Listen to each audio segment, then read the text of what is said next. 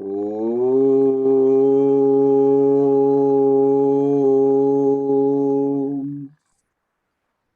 श्री साईनाथाय नमः।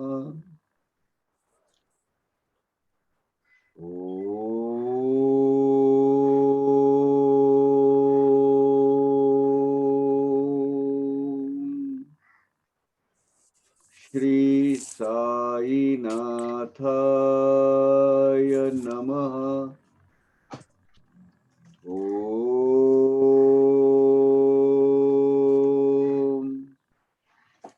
श्री साईनाथाय नमः। ओम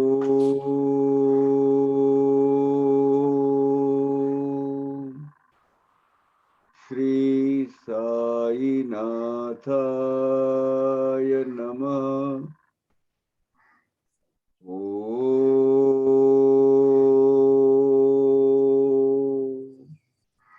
श्री साईनाथाय नमः।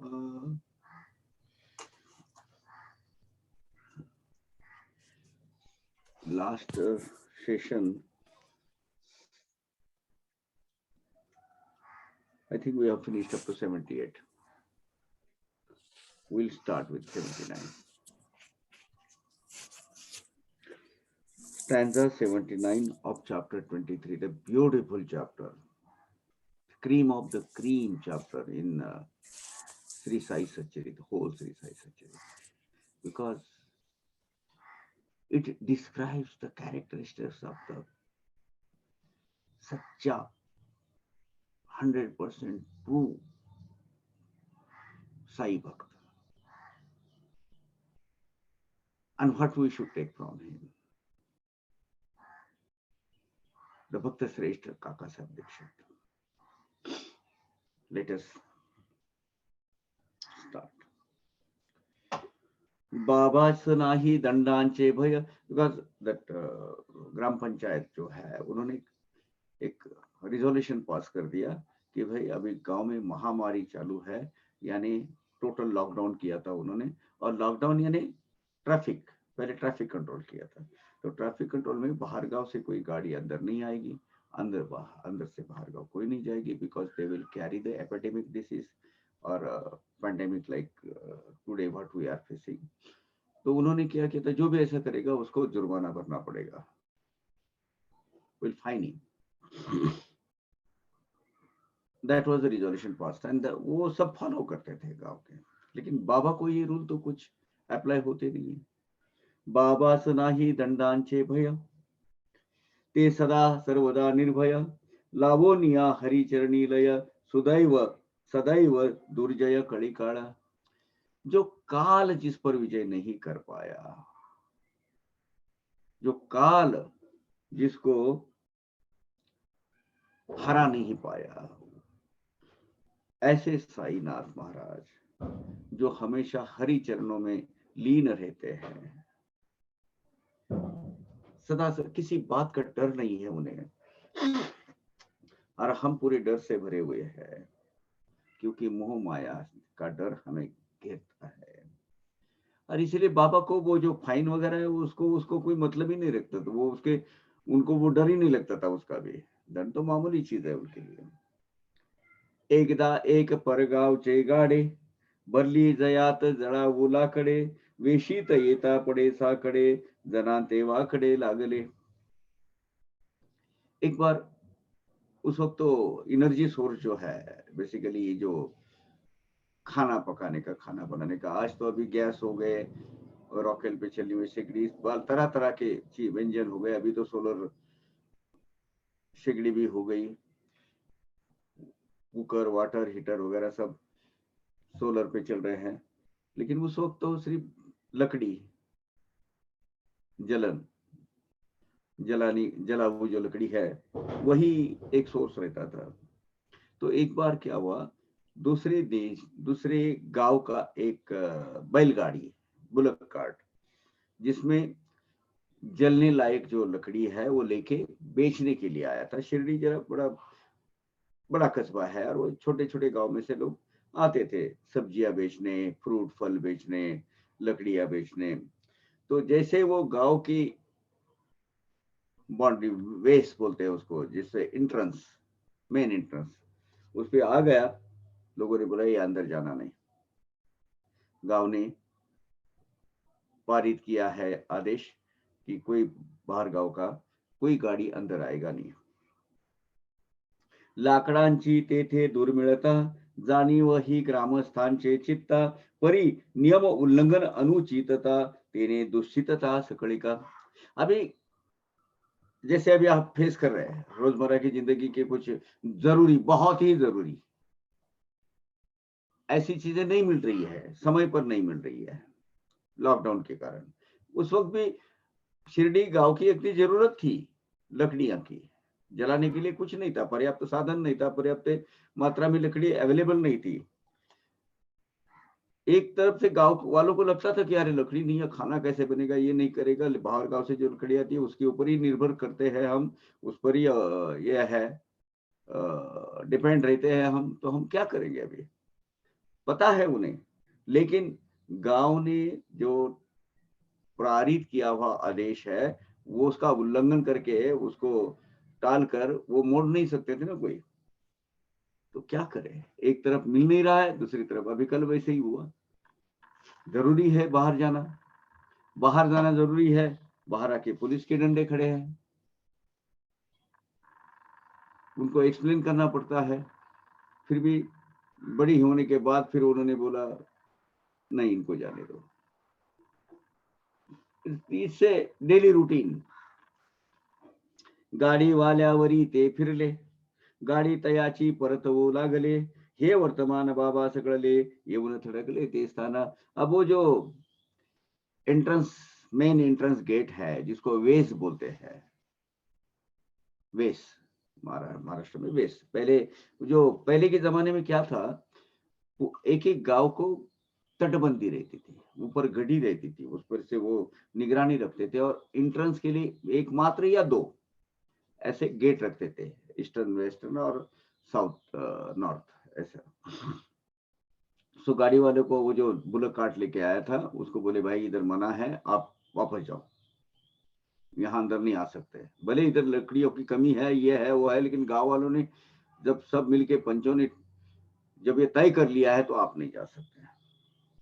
ये बाबा के कान पर गई कि लकड़ी वाला गेट पे आया है और बेस के अंदर से उसको अंदर नहीं आने दे रहे हैं मेन एंट्रेंस से, और गांव वाले उसको वापस भगा रहे। तो बाबा वहां जाके खड़े हो गए, खुद गाड़ी के सामने आके खड़े हो गए, गाड़ी के सामने खुद, ए पीछे नहीं जाना, रुक, और गाड़ी के सामने आके खड़े हो गए।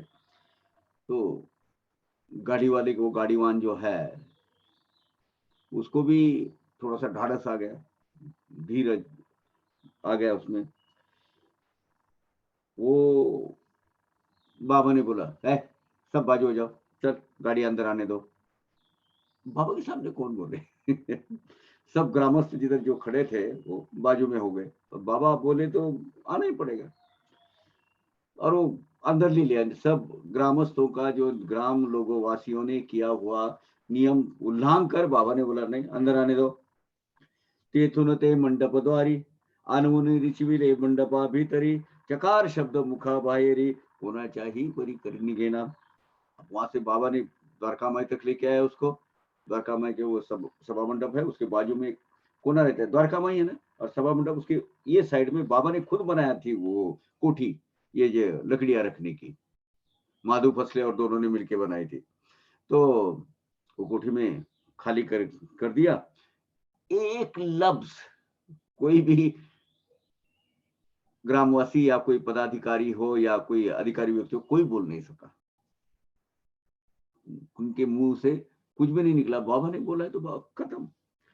ग्रीष्म, शरद व हेमंत, ऋतु असो वर्षा व वसंत। अब 4 ऋतु है, ग्रीष्म, हेमंत यानी शरद, 3 ऋतु। मेन चीज जो मेन है वो ग्रीष्म, शरद व हेमंत या वसंत ऋतु जो है। 8 दिन के 4 प्रहर, रात के 4 प्रहर, 8 प्रहर हमेशा धुनी माई जलते ही रहती थी। नाइट एंड डे, भले बला की गर्मी हो, बहुत ही बला की ठंड हो, बाबा की जो धुनी है वो वैसी की वैसी आज तक जलती रही है। जब वो सुलगाई गई थी तब से आज तक वैसी की वैसी ही है।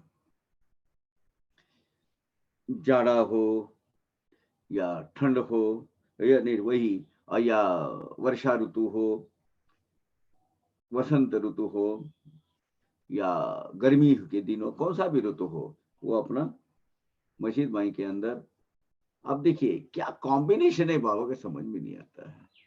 मस्जिद माई में अग्नि प्रज्वलित करना निषिद्ध माना गया है, उचित माना नहीं गया है, लेकिन वहां दुनिया रात दिन चल रही है, क्योंकि बाबा किसी धर्म के नीति पालते थे, नियम नहीं पालते थे, क्योंकि उनका धर्म कुछ अलग ही था, मानव धर्म। सबका मालिक एक है। तो मैनमेड जो जितने भी human made rules and regulations बाबा का तो अप्लाई होते नहीं। प्रकृति जिनके सामने हाथ टेक के बैठी है, वो मैनमेड नियम क्या करेंगे उनके सामने।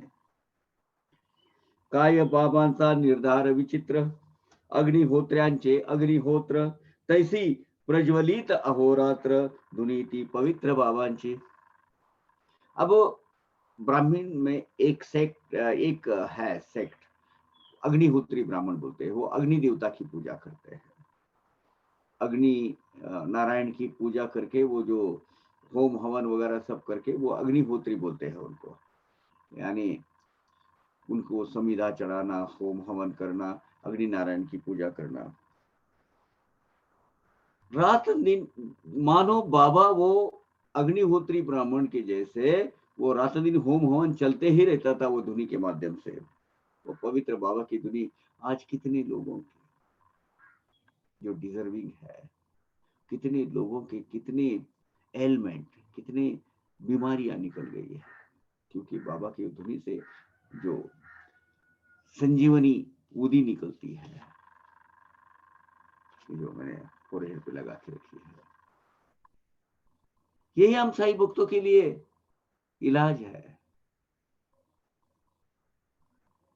हमारा ये संरक्षण कवच है, ये हमारा क्या है, ये हमारा प्रोटेक्टिंग शील्ड है।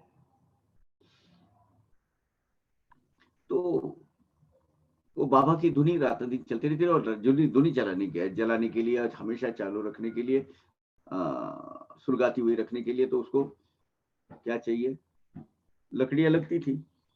केवळ या धुनी प्रित्यर्थ मोळ्या फाट्याच्या विकत घेत बाबा समोरस मंडपात ढिगर जीवित भिंतीशी। वो जो दीवार है, दीवार के बाजू में वो पूरा ऐसा एक के ऊपर पूरा चाके रखते थे बाबा, ये धुनी माई के लिए, धुनी माई के लिए, अग्नि नारायण क्या की सेवा के लिए, उनकी हवन करने के लिए। साधून बाजाराची वेळा बाबांनी करावी लाकडे गोळा, तयावरी ही शेजारियांचा डोळा स्वार्थाशी भोळा दुर्लभ।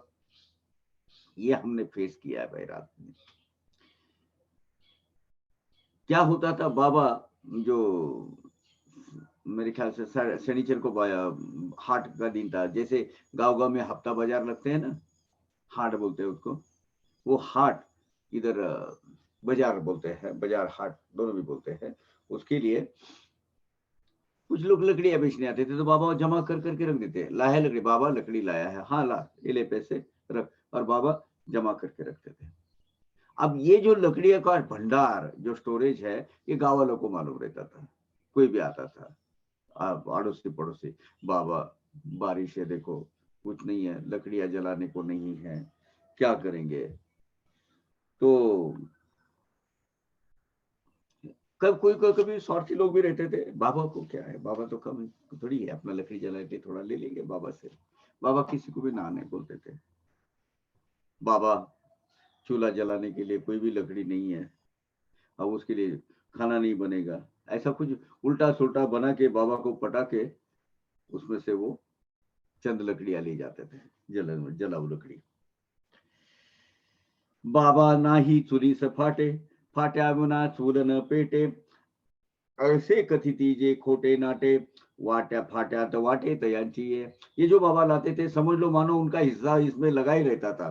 झूठ मूठ का कुछ बोलकर ये करके बाबा बाबा को अंतर्यामी है, उनको मालूम नहीं है कि सब कुछ कौन किस उद्देश्य से और किस भावना से मांग रहा है। लेकिन बाबा बोलते थे जा ले जा, स्वार्थी जन जात्याच द्वार, सभा मंडपा नाही कवाड, तेने तयाशी फावे सवड, गरजू लबाड सारी खे। अब उसमें देखिए, लबाड़ यानी झांसा देने वाला, हरामीगिरी करने वाला, और सही में गरजू यानी नीडी पर्सन, जरूरतमंद। अब हुआ ये है कि वो सभा मंडप जो सामने द्वारका माई को भी दरवाजे कहाँ हैं और सभा मंडप को भी कहाँ है, वहां वो लोग रखते थे। बाबा इधर उधर गए कि वहां दो चार लकड़ियां लेके हाथ मारते थे लोग भी।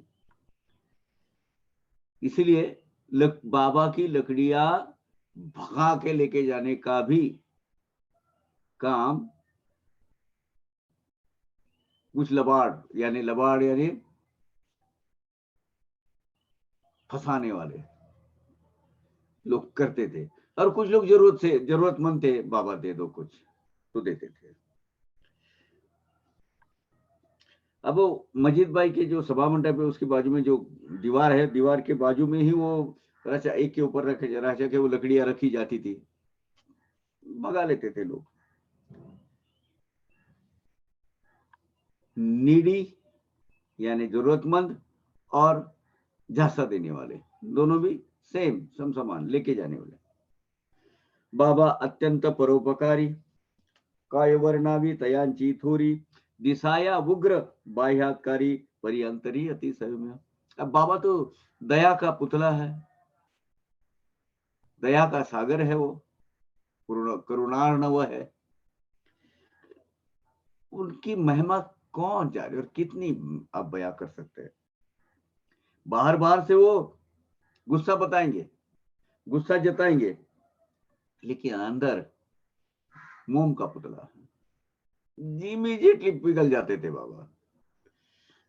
अगाध तयांचे महिमान, वाणी होवनी निर अभिमान, करीत तत्चरण अभिवंदन, तरीच अवगाहन करील। बाबा की महिमा का क्या कहना है, अपरंपार अपार महिमा है बाबा का। जो भक्त अपना अभिमान टाल कर विनम्रता से बाबा के चरणों में आकर उनको अभिवादन करते हैं, उनको आनंद की सागर में वो डूबने की, आनंद सागर की लहरों पर वो तैर जाते हैं। बाबा मानो वो आनंद रूपी सागर में डुबकियां लेने के लिए वो आदमी एलिजिबल हो जाता है। साई भक्ति में वो लीन परिलुप्त भक्ति की मस्ती में जीना चालू कर देता है। व्यापोनिया स्थिर चर, उरी उरला विश्वंभर, विचारुणी हे निरंतर, करीना वैर कुणासे।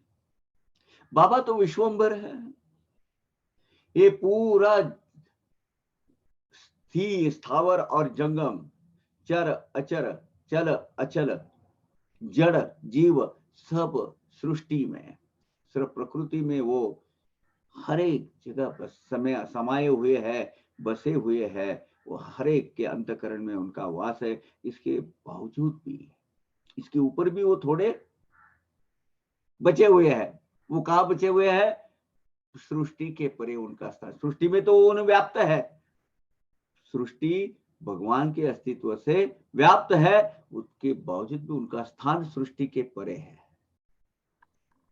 क्योंकि सृष्टि के निर्माता वो है। पूरी उर्लाक विश्वंबर, ये सब व्याप्त करने के बावजूद भी विश्व का अंबर यानी विश्व का अंबर यानी वस्त्र ढकने के लिए, अब विश्व को ढक यानी विश्व को कवर करने के लिए। विश्व अंबर, विश्व को वस्त्र परिधान करवाने वाला कौन होता हो सकता है? वो विश्वंबर है। या विश्व के हर एक अंश में जिसका वास है, यानी पूरे विश्व में जिसका संचार है, वो विश्वंबर है। बाबा तो किसी के साथ कभी भी बैर नहीं रहता था, किसी के साथ दुश्मनी नहीं रहती थी, किसी के बारे में कभी बदले की, प्रतिशोध की भावना उनकी कभी नहीं रहती थी। इसीलिए बाबा ने किसी को प्रताड़ित नहीं किया, अपनी आध्यात्मिक पावर का कभी गलत इस्तेमाल नहीं किया। शुरू शुरू में एक पागल फकीर जब उनकी संभावना होती थी, तब लोग पत्थर मारते थे, रूखी सूखी खाने को देते थे। बोला सवेरे जो रात की जो सूखी रोटी है वो जो कोलंबा है, कोलंबा में डाल के पानी डाल के गीली करके खाते थे। किसी के बारे में प्रतिशोध की भावना बाबा ने कभी नहीं रखी। करुणा सिंधु, कारुण्य सिंधु थे बाबा। तोच भरला से सर्व सृष्टी, दाही दिशा पाठी पोटी, कोणावरी ही वक्र दृष्टी, करिता तो कष्टी होत दसे। बाबा ही चारों तरफ भरे हुए हैं, वही विश्वंबर विश्वनाथ है, वो विश्वनाथ वही है। किसके ऊपर? वो वक्र दृष्टि से, बुरी नजर से या बुरी भावना से देख ही नहीं सकते, किसी को कर्ज ही नहीं कर सकते, किसी को श्राप नहीं दे सकते हैं, हो ही नहीं सकता वो, क्योंकि जगत जननी माता है वो, करुणा करुणामयी है वो। वही सब सृष्टि में समाये हुए हैं। ये सब दिशाएं, ऊपर नीचे इधर उधर चारों तरफ वही वही भरे हुए हैं। किसी के ऊपर अगर आप बुरी नजर से देखते हैं तो भी उनको कष्ट होता है ना? ऐसे हमारे साईनाथ महाराज हैं।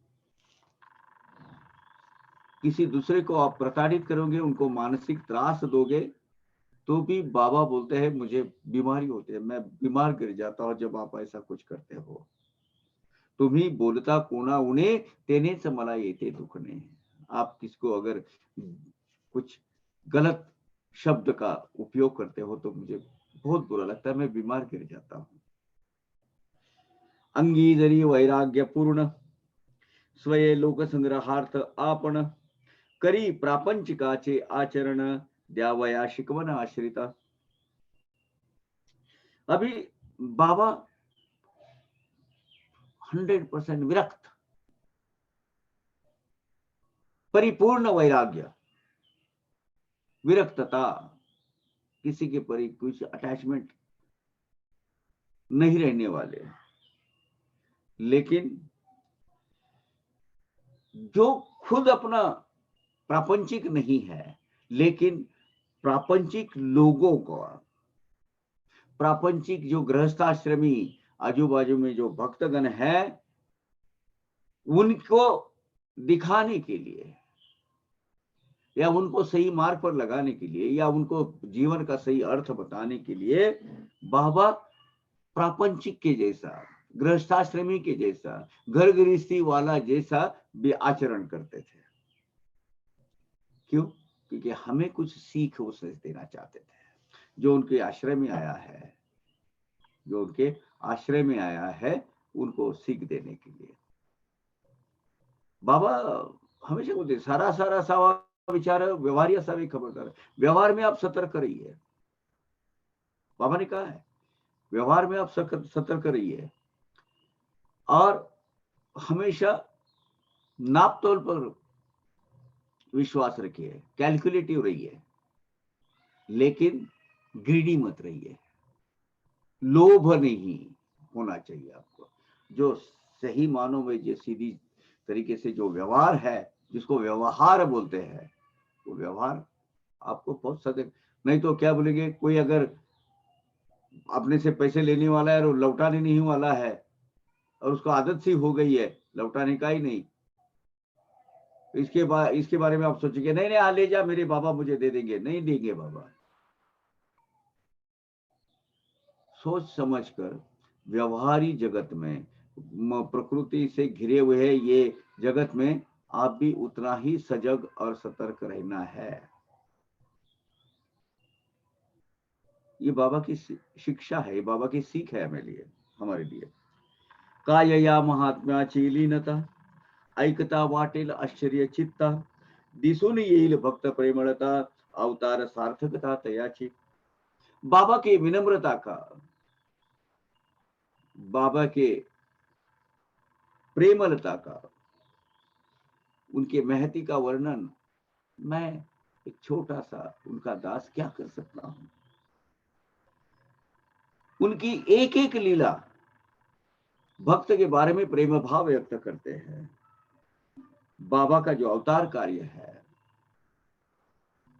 बाबा के अवतार कार्य का सार्थक उद्देश्य सफल हो जाए, ऐसी ही कोई लीलाएं है।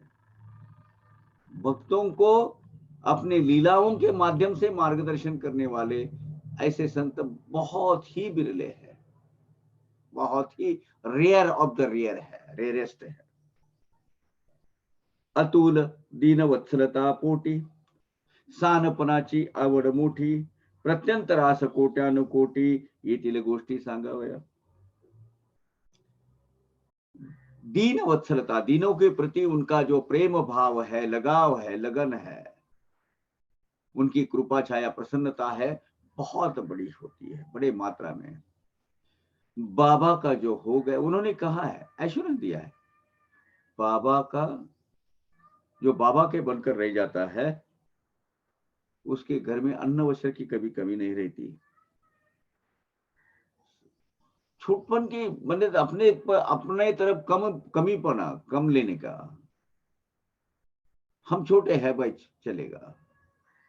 बाबा को हमेशा छोटा बनकर रहने में ही प्रसन्नता रहती थी। इस बारे में बहुत अनगिनत कथाएं मैं बता सकते हैं, अनगिनत लीलाएं हो सकते हैं, क्योंकि दीनों के प्रति उनके पास बहुत करुणा भाव रहता था, औत्सुकता रहती थी। लीनपना, लीनता, लीनता जो है वो उनके पास बहुत ज्यादा, जब बहुत ही प्रमाण के बाहर बोल सकते हैं आप कि बाबा के पास कदी ना उपास व तापास। हाँ, ये जितने भी है ना, ज्यादातर आज गुरुवार है, मेरा उपवास है, आज मेरा ये व्रत है, अनशन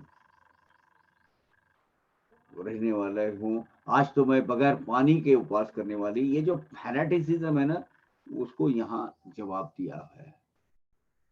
भूखे पेट रहने से, भूखे होने से भगवान की प्राप्ति नहीं होती है, वो गलत अर्थ निकाला गया है उपवास का। उपवास यानी खाली पेट रहना ऐसा नहीं है। उपवास यानी भगवंत का सहवास, भगवंत का सानिध्य, भगवान की सेवा में लगे रहना, भगवान का नाम जाप करते रहना, भगवान का ही बन के रहना, उसको बोलते हैं उपवास। उपवास यानी उनके सानिध्य में रहना, उनके सानिध्य में वास करना, यानी उपवास। उपवास यानी खाली पेट रहना नहीं है, कभी विस्तार से मैं बता दूंगा अभी। कभी बाबा ने भूखे पेट रहने को नहीं कहा है, कभी भी वो आइडियोलॉजी वो ऐसी कुछ उसके लिए प्रिपेयर भी नहीं किया, उसके लिए प्रोपेगेंडा भी नहीं किया, इंस्पायर भी नहीं किया लोगों को, आज ये व्रत करो, वो कल वो व्रत करो, नहीं, कभी भी नहीं। बाबा जब वो रामनवमी, गुरु पूर्णिमा वगैरह सब होती थी, बड़े लोगों के तांते लगा रहता था, खाना खाने का वक्त होता था, ये करते थे, बाबा उधर स्टॉप करते थे वो लाइन अपनी दर्शन को आने वालों की, बोलते थे जाओ पहले खाना खाओ, पहले पोटोबा बाद में विठोबा, यानी पहले पेट में खाना खाओ और बाद में भगवान की ले लो। अगर आपका देह तिलमिला रहा है, छटपटा रहा है, भूखा है, आप क्या अध्यात्म कर पाओगे? अगर आपको बहुत बला की भूख लगी है और आप मेरे पास आए हो, खाने पेट में कुछ नहीं है, पेट में कुछ भी नहीं है, और दो मतलब अभी मतलब जान चली जा रही है, और उसको अगर मैं बोलूं अरे छोड़ो वो तो खाना खाइए, चलो मैं बाबा की 2-4 कथाएं आपको बताता हूँ। आप अंदर से 2-4 गाली नहीं देंगे मुझे पवार काका को, बोलेंगे रह जा तेरी लीला है तेरे साथ, बाबा की लीला, पहले खाने को दे, भूख लगी है। बाबा को यही था। क्या किया था? कधी ना उपास कधी ना तापास, हठ योगाचा ही नाही हठ योगाचा ही सायास, कधीही न रस आसक्तीची सास।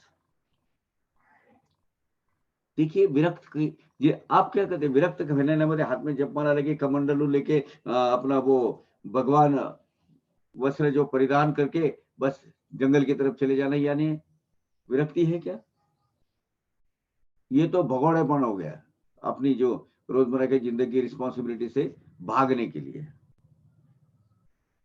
तो बाबा ने कभी भी उपवास यानी खाली पेट रहने की सलाह नहीं दी और ना खुद रहे। कभी जब तब हाथ में माला लेके बैठे, दिन भर बैठे रहो। हम गृहस्थाश्रमी है, कर्म मार्गी है, कर्म और कर्म भोग हमारे पीछे लगे हुए हैं।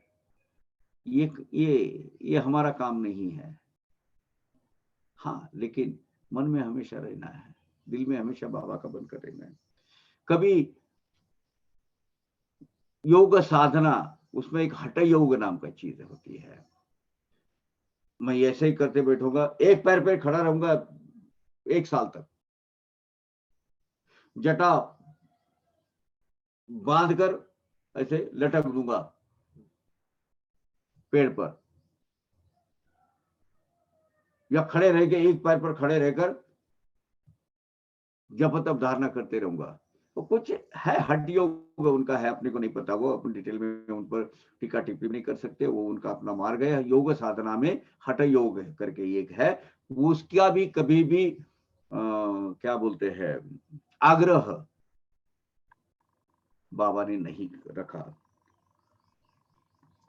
कभी आसन नहीं लगाते थे, कभी मैंने प्राणायाम ये वगैरह जो करते हैं या योग साधना करते हैं उसमें आसन लगाना पड़ता है, और बाबा ने कभी आसन भी नहीं लगाया। हाँ, रस आसक्ति,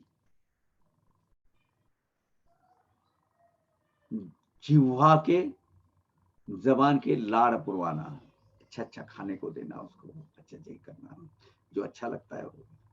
बाबा ने कभी भी रस आसक्ति, रसास्वाद, बाबा के मानो डिक्शनरी में वर्ड था ही नहीं। देखिए जितना भी भिक्षा फिरी पे जाते थे, जितना भी वो जमा हो जाता था, सेमी सॉलिड सॉलिड एक जगह, और जो पतला है वो अपना वो जो मग होता है टमरेल, उसमें आएंगे सब साथ में, उसको मिला देंगे, उसमें खट्टा मीठा अब का सब सब सब सब सब साथ में मिला के स्वाहा कर लेंगे। ये जो है ना, बहुत लालची लोभी चीज है ये। अच्छा, मजे की बात ये है, जो अपने लिए अच्छा है ये करने नहीं देती। जो कड़वे काढ़े होते हैं, औषधि होती है, ये खाने नहीं देती है। अपने लिए जो हित का है वो कभी करेगी नहीं। और जो तरह तरह की बीमारियां फैलाती है, मीठा नमकीन, वो उसको पसंद आता है। जितना चाहिए उतना, मेरे शरीर पर अन्याय करने तक खाने के लिए वो इंस्पायर करती है, इंस्टिगेट करती है। अच्छा, ये टेस्ट का, ये जो टेस्ट है, ये रसा स्वाद है, इसका प्रवास कितना है, इसका फासला कितना है, कभी बोलेगी? सोचा है इसके बारे में कभी? 3 इंच, यहां से लेके यहां तक। उसके बाद एक बार यहां से वो घास निकल कर अंदर गया, निवाला, उसके बाद कौन सी टेस्ट रहती है वहां? वहां तो सब मिक्सर है, ग्राइंडर मिक्सर अंदर। 3 इंच किए इस प्रवास के लिए कितनी सारी व्यंजन, कितनी सारी विधियां, कितने सारे चैनल भरे हुए हैं, चैनल की चैनल चलते हैं। 3 लौंग डालो, 2 बड़ी सब डालो, 4 इलायची डालो, ऐसा इतना क्या क्या क्या क्या चलते रहता है। मैं गलत नहीं बोलता हूँ, I don't criticise on that, but आप पर निर्भर होता है कि इसके लाड़ कितने पुराने हैं, इसके टेस्ट की आपूर्ति कितनी करनी है। बाबा तो जरा भी नहीं करते थे, रस की आसक्ति बाबा के पास थी नहीं, रसास्वाद नाम की चीज थी नहीं, जो यहां आया वो खा लिया। धीरे धीरे अपने जीवन का एक हिस्सा बनाइए इस शिक्षा को। हम तो, आपको पता है, इसके वजह से, ये रसास्वाद की वजह से कितने घर बार टूटे हैं। अरे वो जो माउली, जब आप उनको शादी करवा के घर में लाते हो पत्नी के स्वरूप में, वो कर काम वाली करके लाते हो, आपके जीवन की अर्धांगिनी का हिस्सा कभी देना चाहिए। हाँ, उसको प्रकृति ने लगाया है, तो वो खाना बनाते, उसमें अगर जरा नमक कम हुआ, एक दिन वो भूल गई, तो उसके माँ बाप का उद्धार कर लेते हो। तेरे माँ बाप ने सिखाया नहीं क्या? धुतकार देंगे, वो फेंक देंगे बाहर और ये करेंगे। समझ में नहीं, उसको समझ नहीं लेंगे। बहुत सारी, इसको खाना नहीं आता है, छोड़ दो, इसको नहीं चाहिए, खाना बनाना नहीं आता है। सिर्फ आपके जीवा के इस लाड़ की वजह से, चोचले बोलते हैं उसको, चोचले, इसके जो है ना, इसके तरह तरह के आप उसको पुराते हो, उसकी आपूर्ति कराते हो, और उसके लिए कितने लोगों का, कितने लोगों की भावनाओं की आहुति देते हो, ये पहले सोचिए। नहीं बना, नाम मत रखिए, अर्थ नहीं, ये पूर्ण ब्रह्म है, आपको प्रकृति ने दी हुई है। अन्नपूर्णा जब खाना बनाती है, सामने लाती है, आधा खाए लेंगे, आधा वैसा ही रख देंगे। लिसन, आप बहुत बड़े घर के हो, रईस घर के हो, ये हो, बाहर होटल में जाते हो, फिर अब जब वो शादी ब्याह का जब मामला है, इंडिया में जितना अनाज की जितनी नाश होता है, उसमें गरीब देश पूरा, उनका खाना चल सकता है पूरा साल भर का। लूसन, पैसा आपका होगा, होटल में जाते हो, ऐसा ही छोड़ के चले जाते हो जितना चाहिए। पैसा आपका है, रिसोर्सेस आपके बाप के नहीं है, प्रकृति ने ये रिसोर्सेज बनाए हुए हैं। आप पैसा वो जो जाया करते हो, जो वेस्ट करते हो, वैसे कितने लोगों का पेट भर सकता है, बाबा का यही कहना है। रुखी सुखी भाकरी जो आती है सामने, उसको कभी भी खाली थाली में नहीं रखना। बाबा ने कभी अपनी जीवा के, अपनी रचना के लाड नहीं किए, और अल्पाहारा से सेवित से, बाबा का खाना बहुत कम था, इतना सा खा लेते थे बस, इतना अल्पाहारा से सेवित से, वो बहुत कम खाते थे, करके ढेकार करके, ऐसा कोई डकारे वगैरह नहीं देते थे कभी बाबा, बस खा लिया थोड़ा सा सबके साथ में, इतना। जावोनिया नियमित घरी, ओली मागे ओली कोरडी भाकरी, हीच भिक्षा नित्य मधुकरी, कोड न करी जिव्हेचे। जिह्वा का लाड़ प्यार न करते हुए हमेशा पांच घर में नित्य करिए, हमेशा बाबा पांच घर में जाते थे। वो पांच घर पहले कौन से, बाबा निकलेंगे पहले, पहले जाएंगे वामनराव गोंदकर, उन्हीं के अपोजिट साइड में सखाराम शेड़के, उसके बाद आगे जाएंगे, सामने बयाजी पाटिल खोते, और राइट साइड में बाईजामा। वहां से आ गए, वापस आ गए कि आते आते नंदराम सतलेजा, वहां से जो ताजुद्दीन बाबा की दरगाह है, वहां से वहां तक वापस आ जाएंगे। ताजुद्दीन बाबा नहीं, दूसरी दरगाह है, वो नाम भूल गया मैं। वहां से वापस आएंगे और वो पत्थर पर बैठेंगे। पांच घर की रिक्शा, पांच घर में एक है, लेकिन 5 घर की भी जितनी भी माताएं थी, बाबा कभी भी आ सकते हैं, रोटी लगा कर रखती थी। कभी कभी तो 10-10 12-12 बार बाबा जाते थे भिक्षा के लिए। 10-12 बार कभी भी आए तो कभी भी वो खाली हाथ नहीं लौटे हैं। वही है उनकी पुण्य की कमाई। पर ब्रह्म साईनाथ उनके सामने भिक्षा माधुकरी लेने के लिए आते थे, और वो घर की जो लक्ष्मी माताएं हैं वो देती थी। क्या लुभावना दृश्य है। ताजिम खान की जगह वो ताजिम खान था, वो ताजुद्दीन नहीं, ताजिम खान। वहां से वापस आएंगे, वो बैठेंगे, वो शीला जो उन्होंने लाके रखी थी बस सामने ही नंदराम सकलेजे का घर।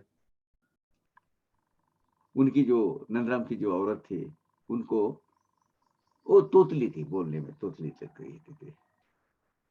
वो बाबा उसको बोबड़ी बोलते थे, बोबड़ी यानी तोतला बोलने वाली है।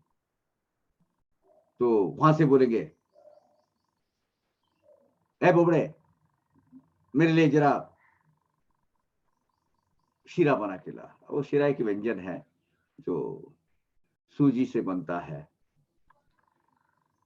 गेहूं का जो सूजी होती है उससे बनता है, उसको रवा बोलते हैं। मेरे लिए शीरा बना के ला। अभी लाई बाबा। और वो बड़ी भक्ति भाव से बाबा को शीरा ला के आती थी। क्या कितने भाग्यशाली लोग हैं, जहां बाबा खुद बोलते थे मेरे लिए लेके आ। बाबा हमेशा 5 घर में जाते थे, हमेशा भिक्षा 5 घर में लेते थे, और यही उनका रोज का जिंदगी जो उदर निर्वाह, पेट भरने का एक साधन था। और वो भी कैसे, सब मिक्स करके स्वाहा करने का, खाने का, जीवा के लाड़ प्यार कभी भी नहीं करने के। पूर्वीना रसनेचे लाड, मिष्टान्नाची धरी ना होड, प्राप्त अप्राप्त धड़गोड, त्यातची गोड मानी तो। कभी भी जिह्वा के लाड़ नहीं किए। जिह्वा का जो उसको चाहिए रसास्वाद, रसना बोलते हैं उसको, वो कभी भी उन्होंने आपूर्ति नहीं की उसकी, कभी इच्छा ही नहीं धरी। मिष्टान्नाची धरी न गोड़ होड़, मीठा चाहिए, अच्छा अच्छा खाने को चाहिए, सिलेक्टेड चाहिए, ऐसा कभी नहीं किया बाबा ने। प्राप्त अप्राप्त, जो मिला रुका सुखा, जो मिला वो, जो नहीं मिला वो, उसमें भी समाधान पाते थे। जैसा आया, मीठा आया, खट्टा आया, जो भी आया सब साथ में, उसी में आप उसको मीठा मानते थे। और वही परब्रह्म की वो अन्न जो पूर्ण ब्रह्म है, वो उसका सेवन करते थे बाबा।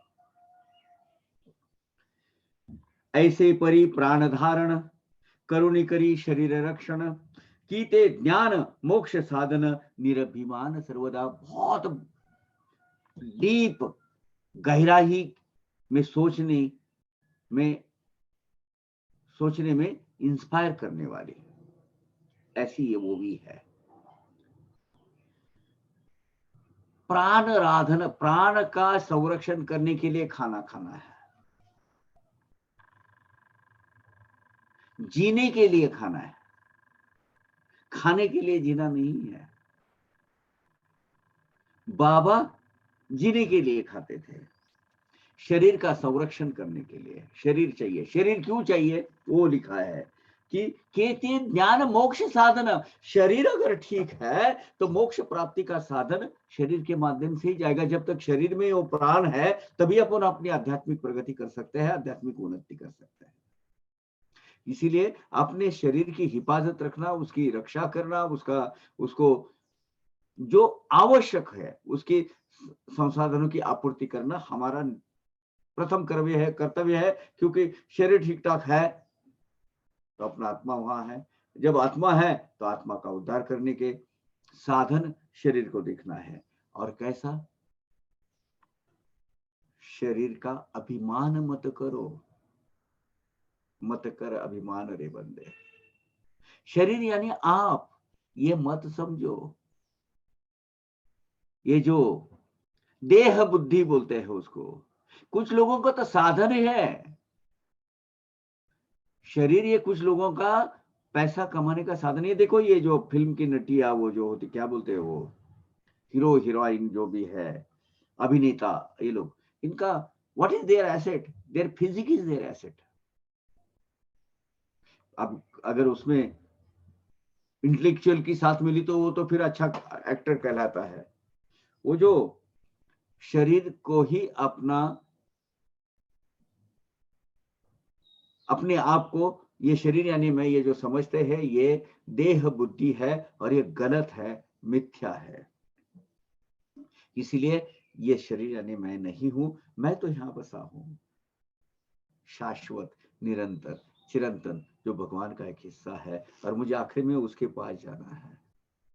इसलिए प्राण को पखेरु बोलते, प्राण पखेरु है, कभी भी निकल जाएगा, हवा के माध्यम से निकल जाएगा। इसलिए इसका अभिमान मत करो कभी भी। ये प्राण रक्षण के लिए शरीर का पोषण करना गलत नहीं है, वो कर्तव्य है, क्योंकि शरीर के अंदर बसे हुए आत्मा का आगे का जो प्रवास है, आगे की जो जर्नी है, उसके माध्यम से ही होनी है। इसलिए ये जरूरी है, लेकिन एक्सेंट्रिकनेस करके, एक्सेसिवनेस करके उसको बर्बाद मत कीजिए। बाबा जीने के लिए खाते थे, खाते के लिए, खाने के लिए जीते नहीं थे। निज शांति दयाचे भूषण, कासया त्या माला मंडन, न लगे चंदन विभूति चर्चन, पूर्ण ब्रह्म पूर्ण श्री साई। कैसे हमारे बाबा? शांत, शांति, मन की स्थिरता, स्टेबिलिटी, निरामय वातावरण, जो आत्म के अंदर की जो शांति है ना, जो जीव की शांति है, उसके महामेरु शिरोमणि थे बाबा। निज शांति जिनका एक आभूषण है, अलंकार है, ऐसे बाबा थे। कासयात्या माला मंडना, अब जिसके अंदर इतना शांति भरी है, उसको वो रुद्राक्ष माला, वो तुलसी की माला, तरह तरह के स्फटिकों की माला वगैरह वगैरह कुछ कोई जरूरत नहीं है उनको। मन को शांत करने के लिए, शरीर की शांत करने के लिए कोई लोग चंदन लगाते हैं, विभूति चर्चन करते हैं, चंदन विभूति चर्चन है, चंदन का टीका लगाते ही करते हैं। बाबा को इसकी कोई जरूरत नहीं थी, ना कभी उसका आग्रह किया, ना कभी इच्छा धरी बाबा ने कभी। पूर्ण ब्रह्म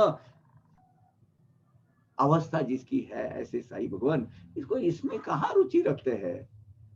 आजकल क्या करते हैं, तन की शुद्धता से, मन की शुद्धता से कपड़े की शुद्धता, ये ऐसा वो सैफरान का लिबास पहनेंगे, 2-4 माला डालेंगे, जटाधारी यहाँ रखेंगे, हाथ में सटका या माला कुछ ले लेंगे, अलख निरंजन करते जाएंगे, ढोंगी है सब।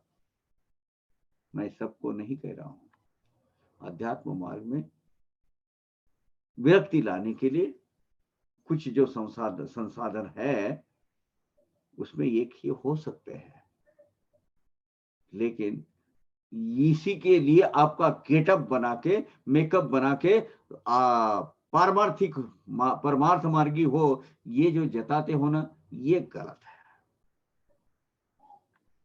पूर्ण ब्रह्म श्री साई, ब्रह्म पूर्ण श्री साई, साई भगवंत ये ब्रह्मा की आका, ब्रह्मा स्वरूप ही है। बोधदायक अति पावन,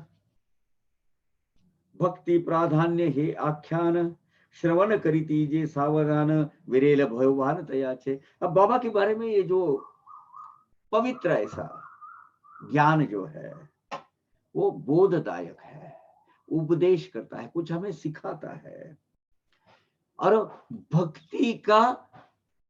भक्ति को बढ़ावा देने वाला, भक्ति को एक ऊंचाई पर लेके जाने वाला, भक्ति को सिंचन करके उसको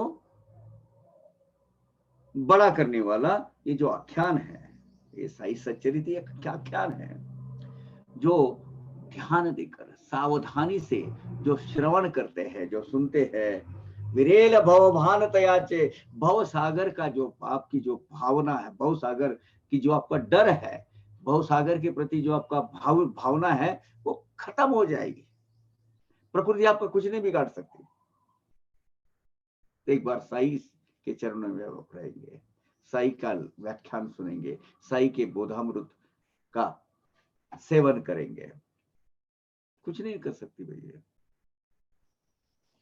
तो बाबा को क्या चाहिए? ऊपरी ऊपरी दिखावा नहीं चाहिए।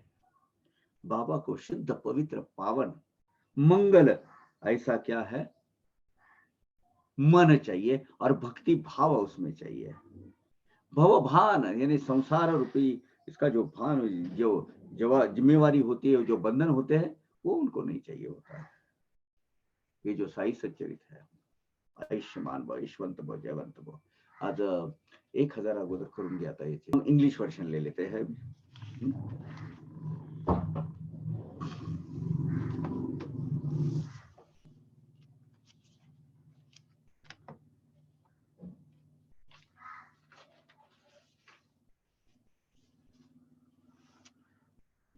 Once in Shirdi, an epidemic broke out. All the villagers were scared that the disease would spread, and hence they passed a resolution that no traffic would be moved from the road which was passing through the Shirdi. People were scared of the deadly disease. As a precautionary measure, they did not allow any visitor from outside to enter into village. However, this affected adversely on the trade and other activities in the village. Same thing we are passing through now. So it was decided that as long as the effect of the disease were around, no one should kill goat or other animals. No outside vehicle be allowed in the village area. Everyone must able to abide by these rules. ये lockdown है, ये शासन हमारे अपने लिए कर रहा है, समाज के लिए कर रहा है। जो बहुत सारे उनको ये जो नियम न पालते हुए जो बाहर गिर रहे हैं, उसके लिए शिक्षा है, घर में बैठो भाई। So all these decisions were ignored by Baba. In fact, all these rules were thrown into waste basket. Let us listen to the stories of how Baba changed this decision. But वो भगवान के अवतारी incarnation को क्या लागू हो सकते हैं? All the villagers were following the decisions taken by them collectively. In fact, if someone did not abide by the rules, he was penalized. However, Sai was fearless. He did not care for it. For the penalties charged by the villagers, villager Sai Baba, who had surrendered himself at the feet of Lord, and had a control on the time, present and future, past, present and future, and he was really fearless. Once it is so happened that one cart full of firewood reached the village boundary for selling purpose, trading purpose. The villagers stopped the cart and did not allow it to enter into village. Villagers were aware that there was a scarcity of firewood, but did not dare to break the rules of for the fear of facing village fury or fine, you can say. The villagers asked the cart owner to go back. This news reached Sai Baba and he rushed to the spot. He came and stood in front of the vehicle and allowed the cart driver to enter into the village. He went against the rule of the villagers. The cart driver also got the courage to enter the village due to support given by Sai. He took the cart near Masjid and the entire firewood was offloaded in the Masjid compound area. The villagers saw all the happenings, but no one had the guts or courage to say anything to the Baba.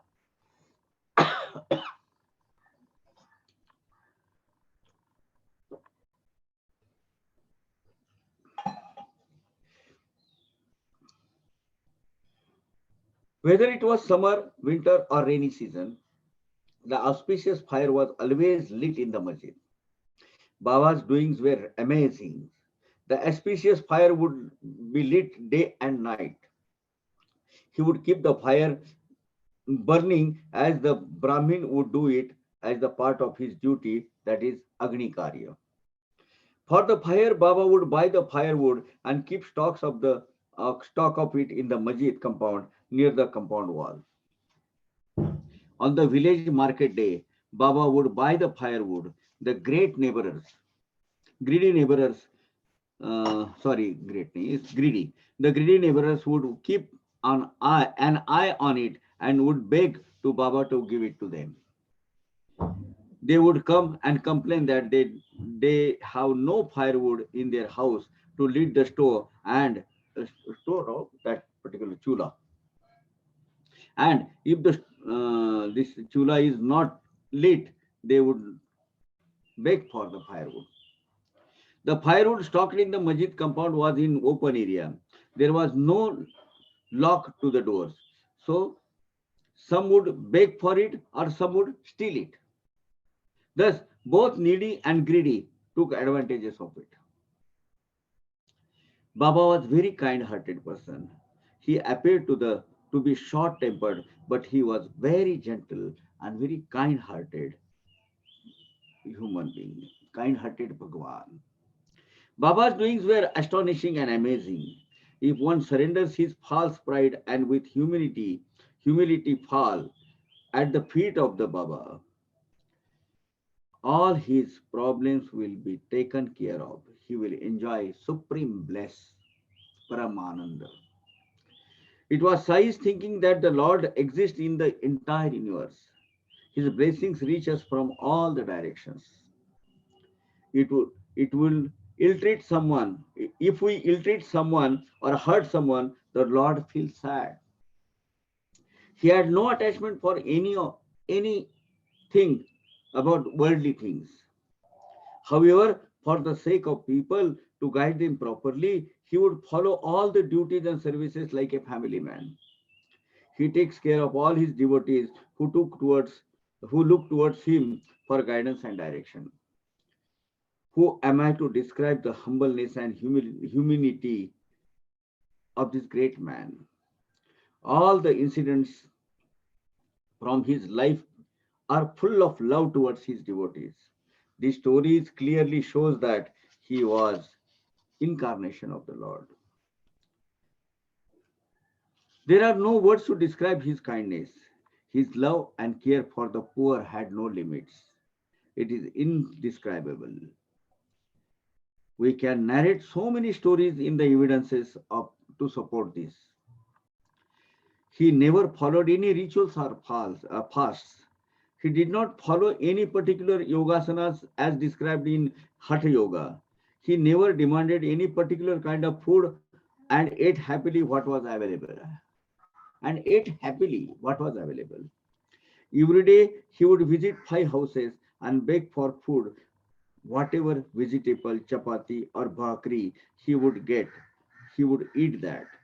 He never desired to eat any particular food then.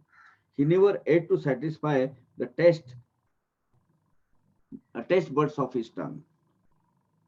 He enjoyed and was happy with whatever food he would get. He never demanded any delicious, mouth-watering food items or sweet meat. He ate food as if it was one of the necessity to maintain the body, to trade on the path of liberation. It was necessary to maintain the healthy body. He was he used to eat food for his sole purpose. He always lived a very simple and humble life. Inner peace was one of the ornament he wore, and hence wearing of garland, rosary, or putting chandan on the forehead was never required. Sri Sai was all pervading Parabrahma. The beautiful stories of incidences from life story of Sai's are motivating, and listening to them carefully can take us beyond the bondage of worldly responsibilities.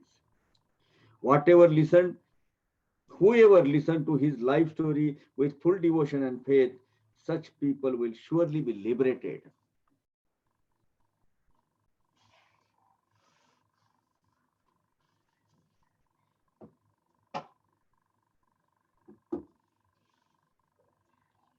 जव जव भावार्थी श्रोता जोडे, तव तव साईंचे भांडार उघडे, कुतर्का क्लिष्टा न हे आलोडे, बोडे बोडे भोगते भाबडे सप्रेम आलोडे आणि प्राप्त होना, साध्य होना, हासिल करना, हासिल हो जाना, करना नहीं. भावार्थी भक्त जो भाव रखता है, बाबा की भक्ति का भाव रखता है, जैसे जैसे ये कथाओं का, लीलाओं का अभ्यास करना, अभ्यास यानी इट्स नॉट इंटेलेक्चुअल वर्क, अभ्यास यानी जो स्टडी करना है अपनी आध्यात्मिक उन्नति के लिए, आत्मचिंतन के माध्यम से जो हम वो जो प्रोसेस है समझ लेने की, जान लेने की, उसको अभ्यास बोलते हैं। जैसा जैसा कथाओं का, लीलाओं का, बाबा के द्वारा घटित हुई लीलाओं का हम समझने की कोशिश करेंगे, उन लीलाओं को, उनका अभ्यास करना चालू करेंगे, वैसे वैसे साईं बाबा के ज्ञान का खजाना ऐसे खुला होते जाएगा। और भोले जो भाविक भक्त है, भोला भाव जिनका बाबा के प्रति है, उनको ये खजाना मिल जाएगा। ये लॉजिकल वो जो डिबेट करने वाले हैं ना,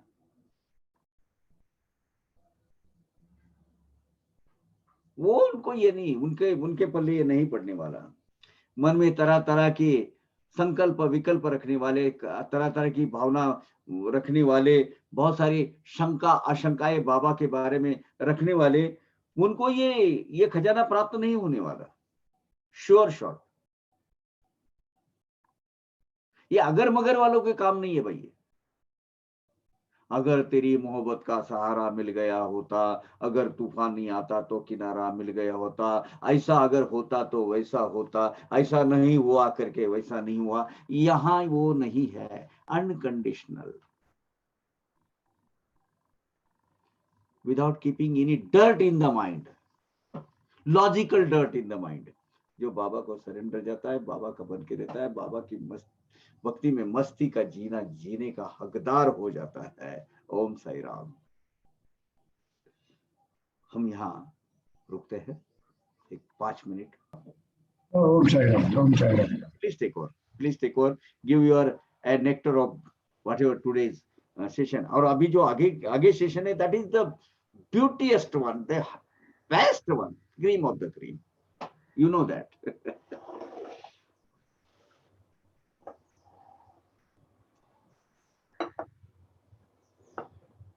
Nagaraj, Jayashree, please take over, go ahead।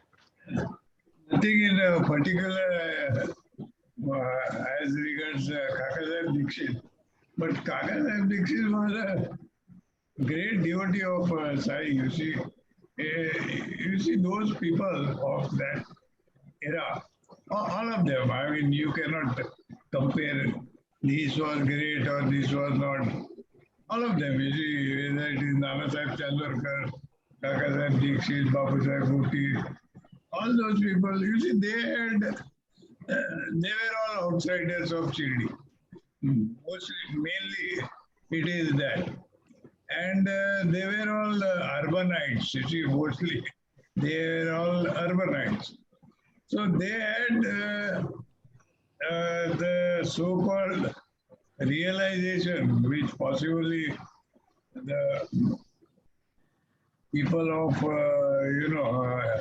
villages were possibly not having. And they had a knowledge, they were all learned. And they through the books, they knew what is divine power. You see, they knew. Only thing is, they had not seen, witnessed, or experience. So Sai was basically they found, yes, this is the divine power. This is not a ordinary thing. This is a divine power, and so they started worshipping him. You see, all those people, and therefore they did whatever the best they could do. But one thing was clear, that they knew this is the right path to dwell on, and this path will take them to their ultimate goal. So all of them like that. Kaka Sahib was, you see, as far as I am concerned, I came to know about Kakasaheb Dixit because because of the redevelopment, I shifted from Santa Cruz to Ville Parla, and I was staying there. So one day, just walking on the road, I saw the plaque, the white marble plaque, Dixitwada. So I said, Dixitwada in Parliament, hey, Kakasaheb Dixit ka to nahi hai. So I inquired, and then I realized, yes, it was Kakasaheb Dixit's place. And then I inquired and I went to his house, Kakasaheb Dixit's house. Of course, Kakasaheb was not there, but his grandson, like I am the grandson of Babasaheb Tarkar, he was the grandson of Kakasaheb Dixit. That is Anil Dixit. And the name, because name of that house was Anil. So I didn't know that this is Kakasaheb Dixit's place. Today that place is converted into a big Sai Mandir. Of course, Anil Dixit, unfortunately, is not there. But I had 4 or 5 years of association with him, and I had a lot of interaction. And I have gone through various things, whatever the so-called memorable things of Sai and Kakasaheb. So you know that Kakasaheb, Sai's Chadao, Chadao means Paduka. The Sai's Paduka there, that painting of Shamarao Jekar given to Kakasaheb Dixit, that is there. And all those things I saw. Anil Dixit told me all these things in detail, whatever the best he could know. But the unfortunate part is he had not heard anything from his father, that is Kakasaheb's son actually. And he could not tell me much about Sai, but they were doing the Sai devotion to the hilt, and that is the best whatever I know. Only best thing I know about Kakasaheb, what my father had told me, that you see, Kakasaheb was actually at that time staying opposite Ville Parla station. He had his own house opposite Ville Parla station. And, whenever he used to go to the town, he used to go to town because that was his job. So the train used to halt. Of course, train used to halt at the Ville Parla station, but that was just opposite to his house. And then Kakasaheb used to enter the train. And after his entry into the train, you see, those days were such, there was no proper platforms. So train used to only halt at the station. And then you have to climb the train and sit into that from the ground level. So Kakasaheb had that so-called ailment of leg defection. So he used to find difficult to enter the train, but he used to do that. And that is what my father had told me, which I remember. So, but they were great people, you see. You people, all of us, we have to imagine. You see, in such condition, to go to Shirdi and a dilapidated place of Shirdi and such a 200-300 kilometers of journey, they used to go by train and Tanga or Bail Gadi or whatever, just to meet Baba. So you can imagine what kind of love, what kind of bhakti, what kind of devotion those people had. It is simply amazing. It is. But Baba is a very, very strong magnet. You know, once he pulls you, it is very difficult to come out of his clutches. Once you have gone into that, and this is what I can tell all side devotees. This is going to happen to all of you also. and it should happen. You see, you will ultimately enjoy. You enjoy the devotion. See, life is ups and downs. This will happen, but you must enjoy the devotion part of it. That's all. I think Power has enjoyed possibly his cup of tea in the morning. Yes, sure, yeah. He is more energetic. Yeah. Actually, I too was very close and a pure and gem person like Anil Dixit. Very, very close, intimate soul of mine, I can say. Yeah. I have a lot of to share about him afterwards, but now we'll continue with this. Okay. Such a gem person, you can tell. I can tell you. Kaka sir, apna Anil Dixit. He just passed away about just 1 or 2 years back. It's a great loss to us. Okay, let us start. Now this Leela is starting now. आता पुढील कथा अनुसंधान श्रोता परिशील्या एकाग्रमन आणील प्रेमाचे स्फुरण आनंद जीवन नैनाते. अब अगली जो कथा, अगर श्रोतागण भक्तगण चित्त लक्ष्य एक कर अगर सुनते हैं तो आपके आंखों से आंसू आ जाएंगे, क्योंकि भक्ति के सही माने आपको समझेंगे. भक्ति यानी क्या, ये आपको समझेगा, हमें भी समझेगा.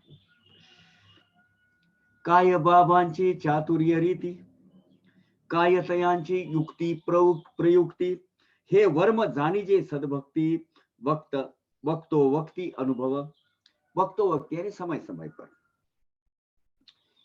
भक्ति भाव से बाबा के सूक्ष्म नियोजन का, बहुत ही माइक्रो लेवल पर, नैनो लेवल पर अपने जीवन के बारे में वो जो हमारी योजनाएं बनाते हैं, हमारा जीवन का उद्धार करने के लिए जो इंफ्रास्ट्रक्चर खड़ा करते हैं, और जो उपदेश पद्धति, इस लीला में हमें कुछ उपदेश मिलने वाला है.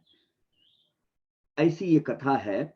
ये पद पद पर, पग पग पर, बिल्कुल समय समय पर हमें दिव्य अनुभूति देती रहेंगी. ऐसा हमेशा अनुभव अपने को आता ही है, अनुभूतियां आती है, लेकिन ये सुनने के बाद लगता है कि यार this is something what we want. हे साई चरित्र पीयूष पान, पीयूष यानी अमृत. ये साई सचरित्र जो है ना, ये अमृत का प्याला है. ये है ना, ये अमृत का प्याला है. आदरे करा दत्तावधान, आप ध्यान से उसको सुनिएगा, अपने कर्ण से उसको श्रवण कीजिए, और श्रवण के माध्यम से वो अमृत पान सुनिएगा. गुरु चरणी लाउनी मन, कथा अनुसंधान लक्षावे. गुरु चरणों में अपना ध्यान केंद्रित करिए, लक्ष्य केंद्रित कीजिए और कथा सुनिए. ये कथा को कनेक्ट हो जाइए, आपको पूरा वो सीन सामने आ जाएगा. और यू विल एंजॉय. ही कथा अपूर्व रस सोई, सेविता श्रोता करणे न घाई. हाँ पदार्थाची अपूर्वाई, सा खावी नवलाई यथेष्ट. अभी आगे बाबा की जो टेस्ट है, हम तो घर गृहस्थी वाले हैं, हम रचना के लाड़ चोचले पुराने वाले लोग हैं, हम उसके लाड़ प्यार करने वाले लोग हैं. तो हमें क्या करना है, ये जो कथा है ना, ये अलग अलग टेस्ट की, अलग अलग रसास्वाद से भरी हुई ये कथा है. ये सुनने के लिए आप घाई मत कीजिएगा. सेविता श्रोता न करे घाई. ये जब आप सेवन करेंगे, ये जो श्रवण करेंगे या रसास्वाद लेंगे इसका, इसको खाई मत, जल्दीबाजी मत कीजिएगा। पदार्थ पदार्थाची अपूर्वाई, इसमें अलग अलग अलग अलग जो घटनाएं हैं, अलग अलग अलग कैरेक्टर्स है, एक एक कैरेक्टर एक एक चीज दर्शाता है। श्यामा ए प्रैक्टिकल पर्सन इधर दिखेगा आपको। सुंदरबाई क्षीरसागर यानी राधा कृष्ण आई, अंधश्रद्धा, अंधश्रद्धा ने बाबा के प्रति अतम श्रद्धा, लेकिन किससे क्या होगा, देखिए एक एक कैरेक्टर आप देख लीजिए कैसा है। पदार्थ पदार्थाची अपूर्वाई, अलग अलग अलग अलग दृष्टिकोण से और अलग अलग भूमिकाओं का जो कैरेक्टर्स इसमें आएंगे, उसका रसा स्वाद आप लेते रहिए। आता पुरे गाडीची कथा, त्याहून विलक्षण बोकडाची वार्ता, आश्चर्य वाटेल श्रुती या चित्ता, गुरु भक्त आनंद। अभी वो जो गाड़ी जो बुलक काट की थी वो कथा खत्म हो गई है, अभी बोकड़ की कथा आती है। बोकड़ यानी वो जो बकरा, बकरे की कथा आती है। अचरज होगा श्रोता को, ये कथा सुनने के बाद आपको अचरज लगेगा, ये क्या है, लेकिन ये समझना बहुत जरूरी है। कथा है ना, कथा समझना बहुत जरूरी है, और गुरु भक्तों को डेफिनेटली उसमें 100% आनंद मिलेगा, परमानंद मिलेगा। एक बात ये बिल्कुल आश्वस्त करते हैं बाबा इस मूवी के माध्यम से। एकदा एक वर्तले कौतुक, कोणीसा अनिला बोकड एक, आसन्न मरण दुर्बल देख, आले लोक पाहवया। अब क्या हुआ, एक बार ऐसे घूमते हुए किसी ने एक अजूबा घटित हुआ। अचानक कहीं से किसने एक बकरे को लेकर आए, और बकरा मरने के कगार पर था, कुछ बीमारियां अंदरूनी चल रही थी उसकी, और लोग देखने को आए कि यार कहां से आया, किसने छोड़ दिया होगा, वो बकरा है, बीमार है तो छोड़ दिया होगा। तो चलते चलते वो मस्जिद माई के पास आ गया। चलते चलते कुछ होगा, बहुत ही क्षीण, यानी चंद दिनों का बोलो या चंद क्षणों का मेहमान बोल सकते आप। जयान मालिक, जयान कोणी मालक वाली, तया सांभाळी साई माऊली, हा सडली पडली आणि कावली, ती विसावली मस्जिदीत। अभी देखिए मस्जिद माई तो द्वारका माई है, ये हमारे हरि की द्वारका है, वहां तो सबको आश्रय मिलता है, सबको संरक्षण मिलता है। तो किसका कोई नहीं होता है ना, उनके साई होते हैं। जिसका कोई वाली नहीं उसको उसकी साई मौली है। दुखितों को, दीनों को, पीड़ितों को, हीन दिनों को, बीमार लोगों को, भूखे पैसे को, इनको सबको ये मस्जिद बाई संरक्षण देती है। किस तरह सुनिए। मग तेथेच तये वेळी बडे बाबा होते जवळी, बाबा म्हणती देत्या बळी निर्दाळी एक प्रहारे। उसके बाद बड़े बाबा यानी जो बड़े मियाँ फकीर, जो फकीर बाबा थे, वो फकीर बाबा हो खड़े थे। फकीर बाबा भी एक मेरा जो जो भी रिसर्च कर रहा हूँ, मुझे लगता है ये जो यासीन मियाँ फकीर है और बाबा, इनका सहवास औरंगाबाद से है। 12 साल बाबा जब औरंगाबाद और वो परिसर में रहे हैं, उस वक्त यासीन मियाँ, बन्नी मियाँ और ये सब साथ में रहते थे, और तब से बाबा का लगाव इनके साथ होना चाहिए। तो उधर बड़े बाबा वहां कर गए, यानी यासीन मियाँ फकीर, वो बाद में नागपुर में जाके गए। ये इधर के थे, मालेगांव के थे। तो बाबा बोलते हैं यार इसको मुक्ति दे दे, इसको मार डाल। अब ये क्यों कहा है, बहुत सारे लोगों को ये सवाल पड़ेगा। अरे बकरा आया है, आसन्न मरण यानी मरने की कगार पर है, और उसको बोलते, बाबा बोलते हैं कि काट डालो। देखिए, और किसको बोलते हैं, बड़े मियाँ को बोलते हैं, यानी बड़े बाबा को बोलते हैं, यासीन मियाँ फकीर को बोलते हैं। ऐसा है, इस्लाम में एक मान्यता है। मान्यता ये है कि अपने घर का कोई जानवर, बकरा या बकरी या मुर्गी वगैरह, उसको कुछ पीड़ा है, तो उसको हाल होते हुए, उसको मरण यातना न देते हुए, उसको शास्त्रवत, विधिवत, हलाल मंत्र बनकर उसको मुक्ति देना चाहिए। ये सेवा है ईश्वर की, मान्यता है। हर एक धर्म में अलग अलग मान्यता है। ये मान्यता उसकी है कि अपने घर का या अपने क्या बोलते हैं, आश्रय में आने वाला, अपनी पनाह लेने वाला कोई जीव अपनी असंख्य यातनाओं से अगर वो प्रताड़ित है, तो उसको विधिवत अल्लाह का नाम लेकर, विधिवत कलमे पढ़कर उसको मुक्ति देना चाहिए। वैसे ही बाबा ने उसको बोला, बड़े मियां इसको हलाल करो। अभी उसमें भी एक चीज है, झटके से मारना। हलाल करना यानी झटके से मारना, क्योंकि वो जीव को अपनी जान जाने की वेदनाएं कम हो। कुछ वो धीरे धीरे जो काटते हैं उसकी गर्दन को, इसको उसको बहुत, एक तो डर भय यानी जान जाने का खतरा होता है। वो नाड़ी जो होती है, भय नाड़ी, वो जितना उसका होगा उतना पाप अपने माथे पे आता है। इसलिए झटके का मटन बोलते हैं ना उसको, या झटके का जो बोलते हैं ना हलाल का मटन यानी झटके का मटन, उसमें क्या होता है, उसमें शास्त्र अलग कहता है, यानी साइंस अलग कहता है, लेकिन धर्मशास्त्र यही कहता है कि उसको उसकी वेदनाएं कम होती है, लेकिन इसलिए एक झटके से उसको मार डालो, क्योंकि उसको पता ही नहीं चले कि उसकी जान चली। तो ये इस यातना से मुक्त करने के लिए बाबा ने बोला, बड़े मियां इसको हलाल कर दो, जाने दो, अपने आश्रय में आया है, अपनी पनाह में आया है, मुक्ति कर दो इसको।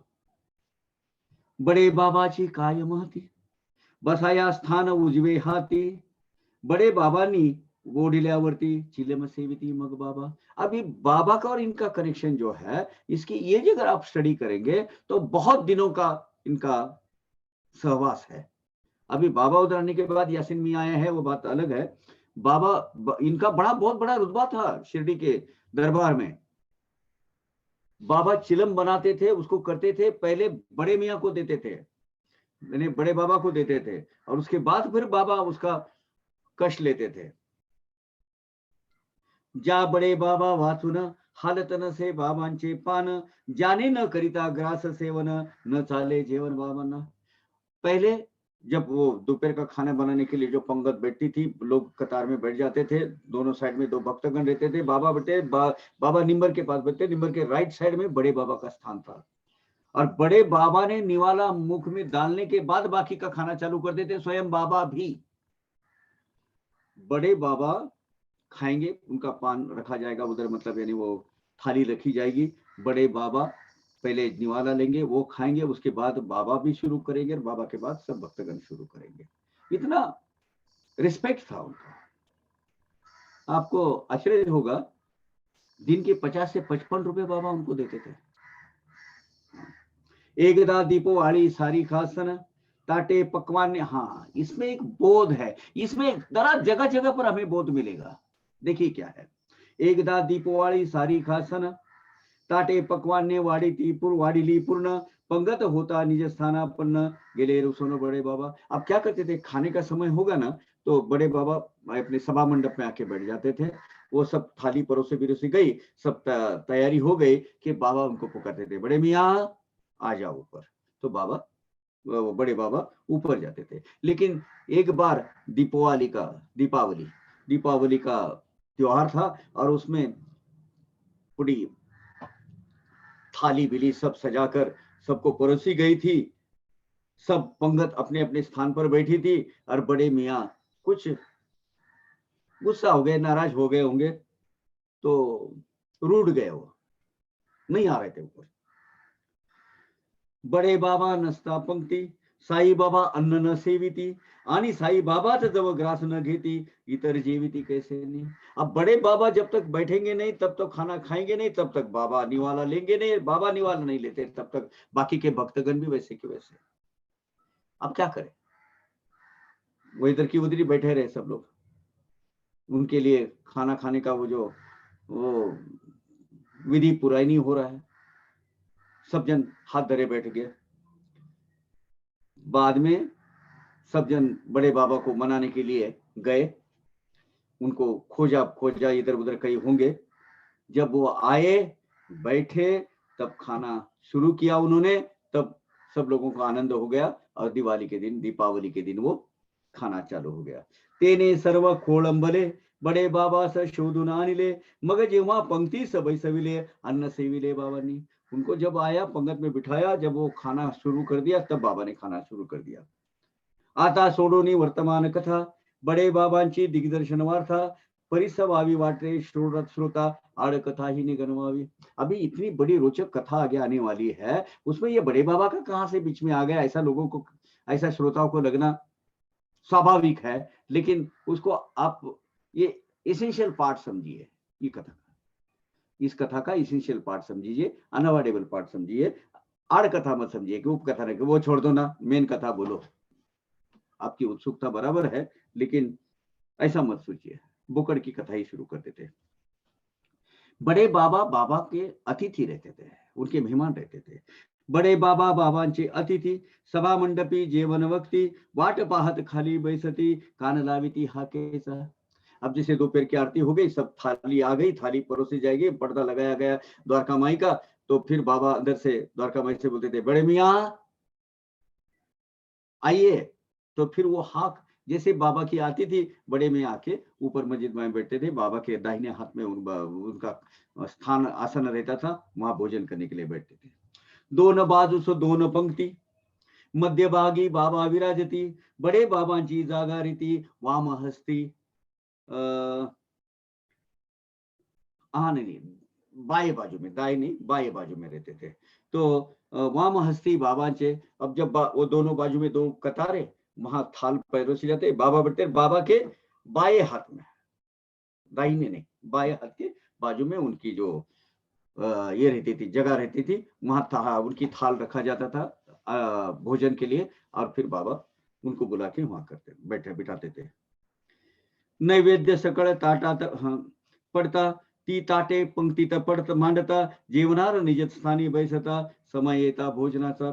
सब थाली लगाई जाती थी, वो जितने भी भोजन नैवेद्य जो आते थे, बाबा को जो चढ़ावा आता था, भोग जो आता था, वो भोग एक सर के सब लोगों को परोसा जाता था, और परम भक्त जो साथ में रहते थे। और ये जो परोसने का काम है ना, श्यामा और नाना साहब निमोनकर करते थे हमेशा। तो हर एक जन अपने अपनी जगह पर आके बैठता था। हेमाड़ पंजी भी वहां रहते थे, काका साहब दीक्षित रहते थे, बहुत सारे लोग, श्यामा रहते थे। भोजन के समय पर इस तरीके का वहां दृश्य रहता था। बाबा मग परम आदरे, स्वय पुकारता तारस्वरे, बड़े मियाँ मनत त्वरे, नमन परस्पर वरेती, नमन परस्पर वरेती। फिर ये सब थाली होने के बाद बाबा जब बोलेंगे बड़े मियाँ, तब वो ऊपर आते थे और फिर अपनी जगह पर बैठ जाते थे। अन्नावरी दो निष्कारण रुसला, तयाचा तो आदर कसला, जो जेने अन्नाचा अपमान केला, तयाचा सन्मान का इतका। अब वो दीपावली के दिन जो हुआ, तो वो बाबा बड़े मियाँ रूठ कर चले गए थे। तो जो अन्न, कभी भी एक याद रखना, इसमें ये ओवी में क्या रखा है, अन्न ग्रहण पर रूठना नहीं। कोई मुझे नहीं चाहिए खाना, मैं जाता हूँ, ऐसा जो करते हो ना आप, नहीं ऐसा करेंगे निकल जाएंगे, ये अन्न का अपमान है। कुछ भी गुस्सा अपने अनाज पर मत निकालो, मैं नहीं खाऊंगा खाना, नहीं तो कुछ उल्टी सीधी बात होगी तो खाने के वक्त तो नमस्कार करेंगे और निकल जाते हैं ना, ये अन्न की तौहीन है। अन्न का ये क्या है, इंसल्ट है। और अन्न ये पूर्ण ब्रह्म है।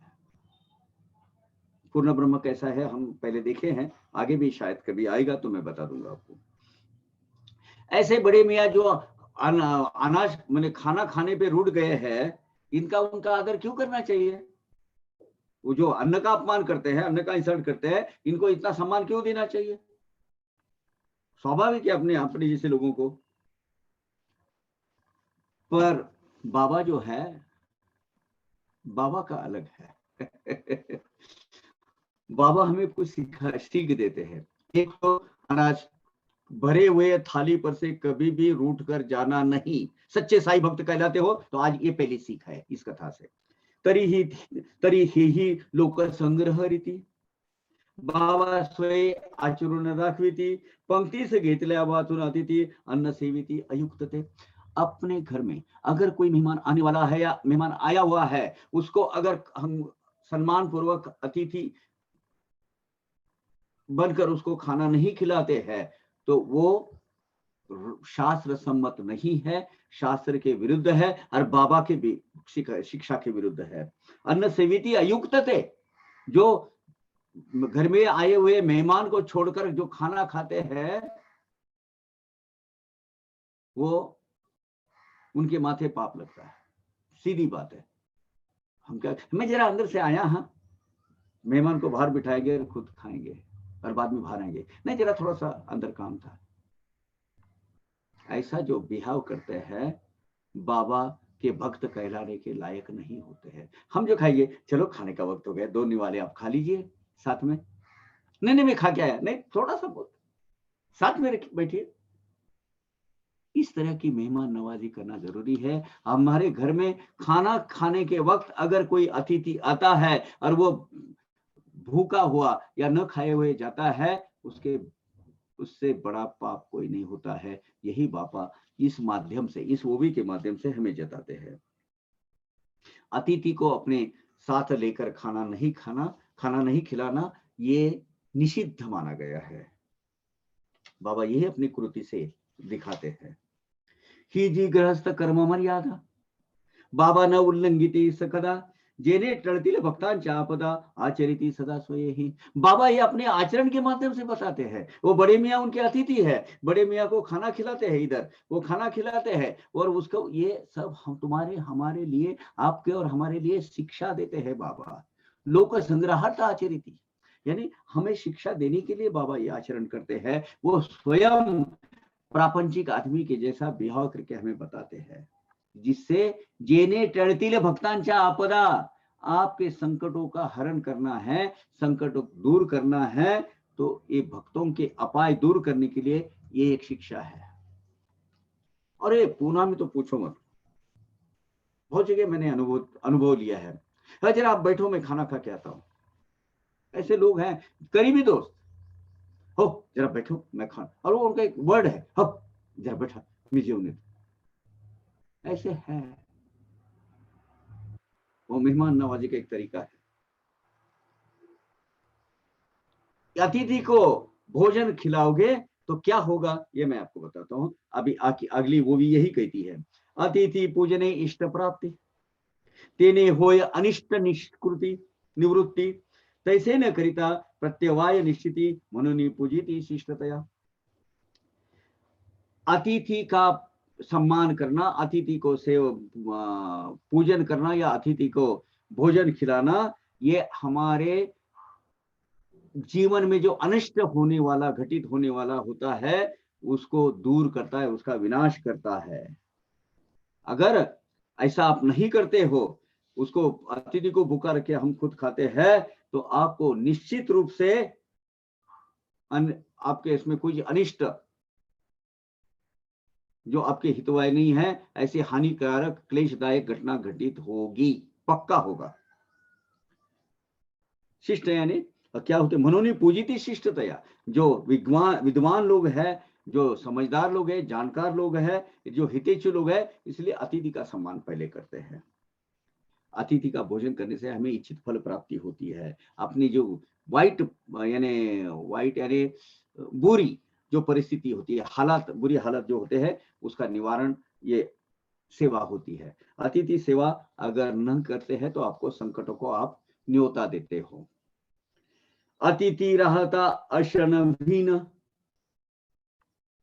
विहीन, अगर अतिथि को आप भूखे पेट रखते हो, पशु पुत्र धन धान्य विनाशन, आपका घर में जो पशु है, पुत्र है, धन है, धान्य है, इसमें से किसी कहीं ना कहीं क्षति या हानि पहुंचनी है।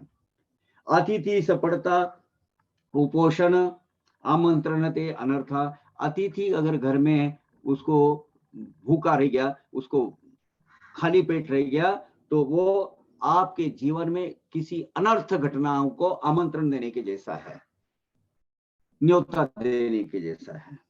हमेशा याद रखना, आपके घर में आया हुआ अतिथि अगर अनाज पानी के बगैर गया है जब उसको जरूरत है, तो वो आपको माफ नहीं है, वो आपके लिए अनर्थ की श्रृंखला ही लेके आएगा। तयास प्रत्यही साई समर्थ, रुपये 50 दक्षिणा देत, तयास बोलवित पाऊल पाऊले क्षत, बाबा जात सोए की। देखो, खाना खाने के बाद बाबा उनको 50 रुपए दक्षिणा देते थे और उनके साथ चंद कदम जाते थे और उनको बाय बाय कहते थे। उनको जो जब अपन मेहमान को रास्ते पे लगाते हैं तो उनके साथ चंद कदम जो चलते हैं, वो चंद कदम बाबा भी जाते थे बड़े मियाँ के साथ में। रोज रुपये 50 आ रहे, उस वक्त के 50 भैया, रोज। जब नॉर्मल आदमी की जो क्लर्क होता था गवर्नमेंट डिपार्टमेंट, उसका रुपया 30 रुपया महीना तनख्वाह रहती थी, तब इसको 50 रुपए मिलते थे दिन के।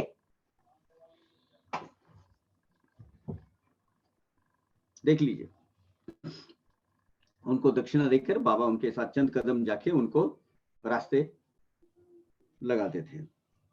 त्या बड़े बाबावर जेव्हा आली, त्या बोकडाची प्रथम पाळी, कैसा भी काटना इसको खाली, सबब निकाले मुठे मुठे। अभी बड़े बाबा को बोला, चल इसको ना, अभी बाबा की आज्ञा है, बोलना चाहिए बड़े बाबा ने, बड़े बाबा चल इसको काट दो और इसको मुक्त कर दो, उसका हलाल कर दो। अब बोले यार बिना वजह इसको कैसे काटना। बड़े बाबा बोल रहे यार कैसा भी काटना इसको बिना वजह। अभी क्या बोला है ये वर्ड बहुत बहुत माने रखता है।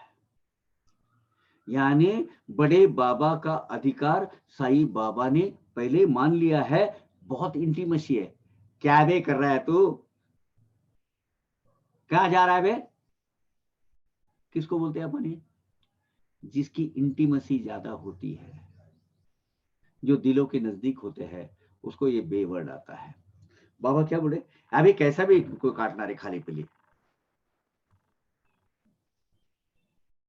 सोच लीजिए आप, इंटीमेसी उसे मुख से एक निकल गया सबब, यानी एक बहाना, सबब ने बहाना निकल गया, इसको खाली पेली कैसा काटने का यार, निकल गए वो उन्होंने मना कर दिया। अभी इस्लाम धर्मी है, इस्लाम के माने जानते हैं, इस्लाम की शिक्षा जानते हैं यासीन मियां फकीर, तो पर भी क्या किया, तो भी उन्होंने टाल दिया, क्योंकि ये बाबा की घटना है, रचना बाबा की है। आगे सुधरी क्या हुआ, माधवराव होते थे, बाबा आज्ञा पीती तयाते, श्यामा तू तरी आप आण जा सुरी ते कापू बोकड़ा थे जाता। ए श्यामा जा रे, एक छुरा लेके आ, एक छुरी लेके आ, ये बकरे का हलाल करेंगे, उसको मुक्त कर देंगे, बेचारा बहुत तड़प रहा है, यातना है, पीड़ित है। माधवराव के, अभी माधवराव बोले तो बाबा के भक्त, बाबा की आज्ञा के पालक, लेकिन यहां उनका बिहेवियर देखिए। बाबा ने श्यामा को छुरी लाने की आज्ञा की। श्यामा कहां गए, राधा कृष्णाई के पास, सुंदरबाई क्षीरसागर, भक्त योगिनी, यानी योगिनी।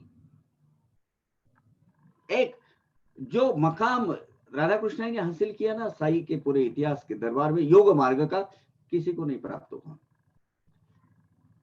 उनकी अनुभूतियां बहुत सारे योग मार्ग के कुछ लोग थे वहां, दाजी साहेब अवस्थी, रेगे, तुम्हारे पिल्ले डॉक्टर, स्वामी साई शरणानंद, ये राधा कृष्णाई, इनका एक ग्रुप था। ये क्या था, ये लोग, ये योग मार्गी लोग थे, अध्यात्म मार्गी में ध्यान धारणा प्राणायाम इसमें रखने वाले थे, योगी नहीं थे वो। राधा कृष्णाई का अनकंपेरेबल, उनकी जगह कोई नहीं ले सकता। माधवराव भक्त निधडे राधा कृष्णा बाईकडे जाऊनी आणीला सुरा तिकडे ठेवी ती पुढे बाबांचे शामा ने क्या राधा कृष्णा के पास गए, बाजू में है ना उनका घर था, जहाँ अब्दुल बाबा की झोपड़ी है वहां रहते थे। वो छुरा लाया, एक छुरी छोटी सी होगी, वो छुरी राधा कृष्णा ऐसी लाई और बाबा को दे दी, बाबा ये लाया ले लो। जरी तो सुरा अनावयास माधवरावास पडले सायस सुरी वजा पाऊन तैसा इनामनास बाबांच्या। अब वो छुरी तो लाइक आई लेकिन वो छोटी सी थी, इतनी सी। बाबा बोले यार इससे कैसा काटा जाए, छोटा है, बड़ी यातना हो जाएगी उसको, और कि ऐसे काटते रहेंगे तो उसका जान जाने तक कि उसको बहुत दुख हो जाएगा। उसको तो हलाल करना है, झटके से मारना है, निर्दालन करना है, उसके लिए तो ये पर्याप्त नहीं है। इतका ते वार्तेची कुणकुण, वो छुरी तो मन के भाई नहीं बाबा के। राधा कृष्णेच्या कानी पडून सुरा मागाला घेतला मागून दया उपजून अंतरी। अब वो जो माधवराव जो छुरी लेके गए थे राधा कृष्णाई से, उनको पता चले कि मैंने दी हुई छुरी से ना बाबा बकरे को काटने वाले हैं। उसने युक्ति प्रति करके वो छुरा निकाल लिया और रख दिया। अरे अपना दिया हुआ छुरी से एक बकरी की जान जाने वाली, हत्या होने वाली है, और इसके लिए मैं दे दूं? मैं बिल्कुल नहीं, निषिद्ध है। छुरा होता तो क्या होता, छुरी होती क्या हुआ, आड़े हाथ वो निकाल ली वो निकाल ली। राधा कृष्ण माई को पता चला, देखिए कैरेक्टर कैसे बिहाव कर रहे हैं। राधा कृष्ण के पास माधवराव गए, वो छुरी लेके आई, बाबा को भाई नहीं, बाबा ने वो माधवराव को मैंने वो राधा कृष्ण ने वो चुपके से निकाल ली। फिर बाबा मग माधवराव झाले जाते आणि कसुरा अनावयाते ते तिकडेच वाड्यात झाले बसते की न घोडो हंसते ती हत्या। अब माधवराव को बाबा ने बोला एक बड़ा वाला छुरा लेके आया, ये क्या छोटी है, छोटा नहीं है।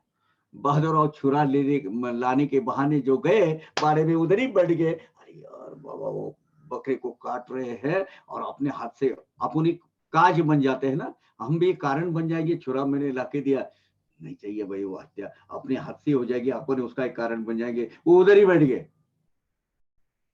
देखिए मानसिकता, उधर ही बैठ गए, वो नहीं आए वापस। अब आ गई काका की बारी। मग काकांचे पहावया मानस बाबा तव आज्ञापिती तयास जा तू सुरा आण कापावयास निर्मुक्त सायास करीत्या। काका साहब दीक्षित बाजू में खड़े थे। अब काका साहब दीक्षित की पूर्व पीठिका देखिए, उसका आचरण देखिए। उसका आदमी, जो आदमी बाबा के सामने कभी वर्ड नहीं बोलते थे, वो बापू साहब बुट्टी नुलकर, ये ना बाबा के सामने बैठेंगे नीचे, दादा साहब खापड़े, ये जो नीचे मुंह करके बैठेंगे, बाबा के सामने कभी वाणी नहीं निकालेंगे, कभी बोलेंगे नहीं। और काका साहब दीक्षित गुजराती नागर ब्राह्मीण, गुजराती नागर ब्राह्मीण।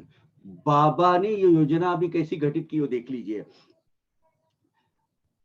फिर काका बोले यार ये काम कर, वो श्यामा तो उधर की उधर बैठा है, तू जा छुरा लेके आ जा और इसको ना काट दे, यातना से मुक्त कर दे उसको।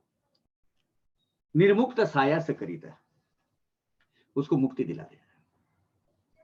बहुत भरसक प्रयत्न हो रहा है, उसको निकाल दे, उसको काट दे। अब देखिए काका का वर्णन क्या है। ये जो है ना, ये काका के पूर्ण चरित्र का चित्रण करने वाली वो भी है। ये काका 52 कशी सुवर्ण, बाबा सदरी 8 थावे पूर्ण, तथापि ते ताविल्या वाचून निवतीन नयन जनाचे। अब क्या होता है, असूया मत्सर कंपैरिजन हमेशा चलते रहता है। बाबा के दरबार में भी थे, आज भी देखो उसका कितना आगे आगे, बाबा उसको कैसा चाहते। जलन होती है। काका के बारे में भी यह जलन रखने वाले कुछ लोग आजू बाजू में थे, लेकिन बाबा ने क्या है, बाबा को पता था मेरा काका 52 कशी स्वर्ण, 52 कशी स्वर्ण यानी पुराने जमाने में लो अपने जो गोल्ड होता है, गोल्ड को प्योर करने की एक प्रोसेस होती है। जितनी बार वो भट्टी में डालेंगे, अग्नि में डालेंगे, उसको पिघलाएंगे, उसका जो दूसरी जो धातु उसमें जो मिक्स हुए होते हैं उसको निकालेंगे। ऐसे 52 बार, 52 टाइम्स जब बोलते हैं तो उसको बोलते हैं कि अभी ये प्योरेस्ट ऑफ द प्योरेस्ट सोना हो गया। उसको बोलते थे 52 कसी स्वर्ण, यानी 52 टाइम्स जिसको अग्नि में तपाकर प्यूरिफाई किया गया है, ऐसा सोना है, खरा सोना। आज के जमाने में 24 कैरेट खरा सोना। बाबा को पता था मेरा काका यानी 100% 24 कैरेट 52 कसी स्वर्ण है, लेकिन उसकी वो भी परीक्षा देनी पड़ती है। ये काका की परीक्षा है। बाकी के लोग जो जेलसी रखते थे बाबा के, अपने काका के बारे में, निवती न नयन जरांचे, जन को जब तक ये पता नहीं चलेगा कि काका क्या चीज है, तब तक वो शांत नहीं बैठेंगे, है ना। भक्ति की कसौटी पर खरे उतरे हैं कि नहीं उतरे हैं काका, अभी इसके आगे हम देखते हैं। ते चोख आहे की हिणकस, परीक्षा न करीती जन चौकस, घेती न लाविता सुलाख वा कानस, धरित न विश्वास बोलाचा। सुलाख यानी सोना या चांदी की प्योरिटी देखने के लिए उसको थोड़ा सा एक सुराख करते हैं, या तो एक कोई एक पत्थर आता है, पत्थर पे वो घिस के देखते हैं, या कानस बोलते हैं ना, वो जो फाइल होती है, फाइल बोलते हैं, फाइल से थोड़ा सा घिसते हैं, टेस्ट सोना कैसा है, ये उसमें थोड़ा धातु की मिलावट है दूसरी, क्या ये प्योर है, ये देखने के लिए उसको एक सुराग बनाया जाता है छोटा सा, या तो फाइल से घिसा जाता है या पत्थर पे घिसा जाता है। तब तक लोग विश्वास नहीं रखते कि 100% है, शुद्ध है कि नहीं है। यानी एक तरह की कसौटी ली जाती है, एक परीक्षा ली जाती है इसकी, ये 100% है क्या, इसमें कुछ खामियां हैं, कुछ मिलावट है, ये देखने के लिए। ये 52 कशी यानी 100% प्योरिटी कैसा पता चलेगा, तो काका की वो 100% प्योर कैसे है वो देखने की परीक्षा है। लाधा या हिर्यास निज वैभव, सोसू लागती घणाचे घाव, फुकाची न देव कला गौरव, टाकीचे घाव न साहता। ये पत्थर होता है, पत्थर को पहले पूरा, वो जब स्कल्पचर उसको मूर्ति तैयार करता है, कितनी तरह से टक टक टक टक टक टक टक उसको मार खानी पड़ती है,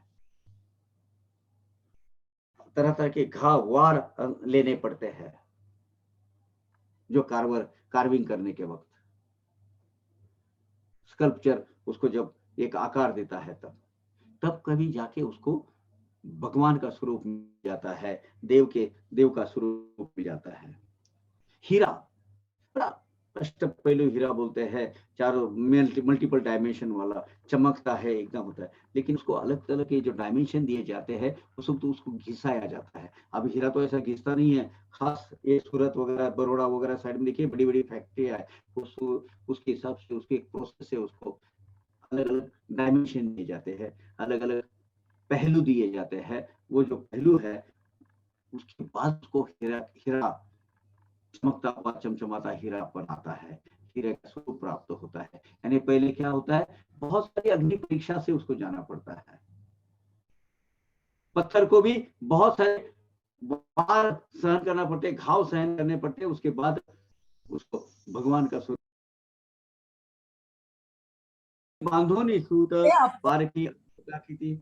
अभी हीरे की भी अगर परख करनी है, उसको टेस्ट करना है वो सच्चा हीरा है कि नहीं, तो उसको धागा, इसमें एक तार बांधा जाता है और हीरा को भी अगर उसकी सच्चाई देखने के लिए अंदर डाला जाता है, अग्नि के अंदर। अग्नि के अंदर डालने के बाद भी अगर वो उसको हीट नहीं आती है, हीरा वैसा की वैसा रह जाता है जैसा ठंडा, तो समझा जाता है कि असली हीरा है। और अगर वो गर्म हो गया तो वो समझ लेना कि हीरा में कमी है, खोट है उसमें। अब काका जो है बाबा के इतरा कैसी आवी प्रचित, हीरा बांधुनिया सूत, आरखी अग्नि ताकिती। अब काका बाबा के कितने चहेते हैं और बाबा उनको कितना चाहते हैं, ये जो इसके लिए लोग जो असूया यानी उनकी जो जलन होती थी लोगों को, जो मत्सर रखते थे, वो जो उनका द्वेष करते थे, द्वेष भावना रखते थे, उनको बाप काका क्या चीज है ये बताने के लिए लीला है। हीरे को भी जब तक वो अग्नि में नहीं डाला जाता है तब तक उसका खरापन सिद्ध नहीं होता है, ऐसी ये कथा है। संत वचनी धरिता विकल्प, अयशस्वी तयाचे संकल्प, निसत्व निष्फल वाग्जल्प, परमार्थ अल्प ही घड़ेना। यानी संतों के वचनों में अविश्वास और तरह तरह की अलग अलग क्या बोलते हैं शंकाएं आशंकाएं रखना, तो उनका जो जो सोच है वो तो सीमित ही होती है, सिकुड़ी रहती है। ये तो निष्फल वाग्जल्प यानी फालतू की बड़बड़ करना, फालतू की बकवास, ऐसे इस करने के लायक है। उसमें परमार्थ कुछ नहीं आता। संतों के वचनों पे विश्वास रखना ये बहुत जरूरी होता है। हमें वो क्या होता है, अविश्वास उसको संतों के जीव वचनों पे रखोगे तो उसका हाल क्या होता है, परमार्थ नहीं होता उनके हाथ से। वंदे माने जो गुरु वचनार्थ, शुरू हो गया। गुरु वंद्यमानी जो गुरु वचनार्थ, सफल तयाचा स्वार्थ आणि परमार्थ, देखे जो दोष कुटिलता तेथ अधपात पावे तो। संत वचनों में जो बिल्कुल न सोचते हुए मानते हैं, हाँ बाबा कहते, बाबा ने कहा है बराबर है, वही है। गुरु के वचनों पर विश्वास, दृढ़ विश्वास, श्रद्धा युक्त विश्वास, ये जो रखेंगे उसका जीवन जो उसको स्वार्थ है यानी जो परमार्थ करना है और जो स्वार्थ करना है दोनों भी उसमें वो मिल जाता है। उसमें इसमें गुरु के वचनों में वो दोष नहीं दिखता है, कुछ खोट नहीं निकालता है, दिल में खोट नहीं रखता है उसके बारे में। अगर जो रखता है उसका विनाश अधपात हो जाता है, उसका डिमिनिशिंग परमार्थ मार्ग में उसकी अधोगति हो जाती है, प्रगति नहीं होती उसकी, निकल जाता है उसके हाथ से। गुरु की सेवा क्या है इस लीला में बताते हैं। गुरु सेवेशी जो तत्पर, गुरु आज्ञेचा त्याचा आदर, इष्ट अनिष्टतेचा सर्व विचार, गुरु शिरावर ठेवितो। गुरु के मुख से निकली हुई वाणी उसका आदर करना जरूरी है, उसमें कैसे कार्य तत्पर रहना चाहिए। गुरु की आज्ञा का जो आदर भाव से उसको इम्प्लीमेंटेशन करता है, कार्यान्वित करता है, वो अपने लिए अच्छा क्या बुरा क्या इसका कभी सोचता नहीं है। गुरु की आज्ञा अपने सर आंखों पर, जान हथेली पर लेके गुरु के आज्ञा का जो परिपालन करता है वो एक कथा है। गुरुवाज्ञेचा जो किंकर, स्वतंत्र नाही तया विचार, नित्य गुरु वचन पालन पर सारा सारा देखेना। सच्चा सेवक कौन होता है, सच्चा गुरु भक्त कौन होता है, गुरु के मुख से निकली ही वाणी का सेवक निकलने के पहले जो समझेगा, इमीडिएटली उसका जो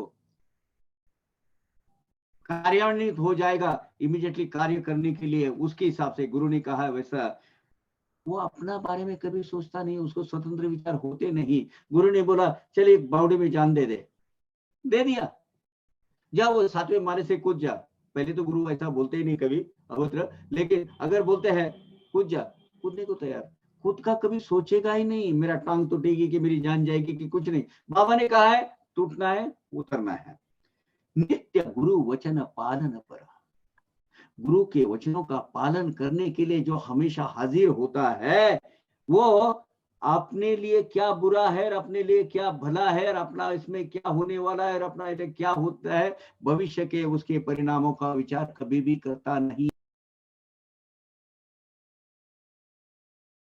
Dixie's story is a great thing. uh, I also start thinking and unable to find out. But Kaka Sahib was great. I mean, she offered all those devotees, you know. He has understood Baba so well that it is very difficult for people like us to introspect person like Kaka Sahib Dixit.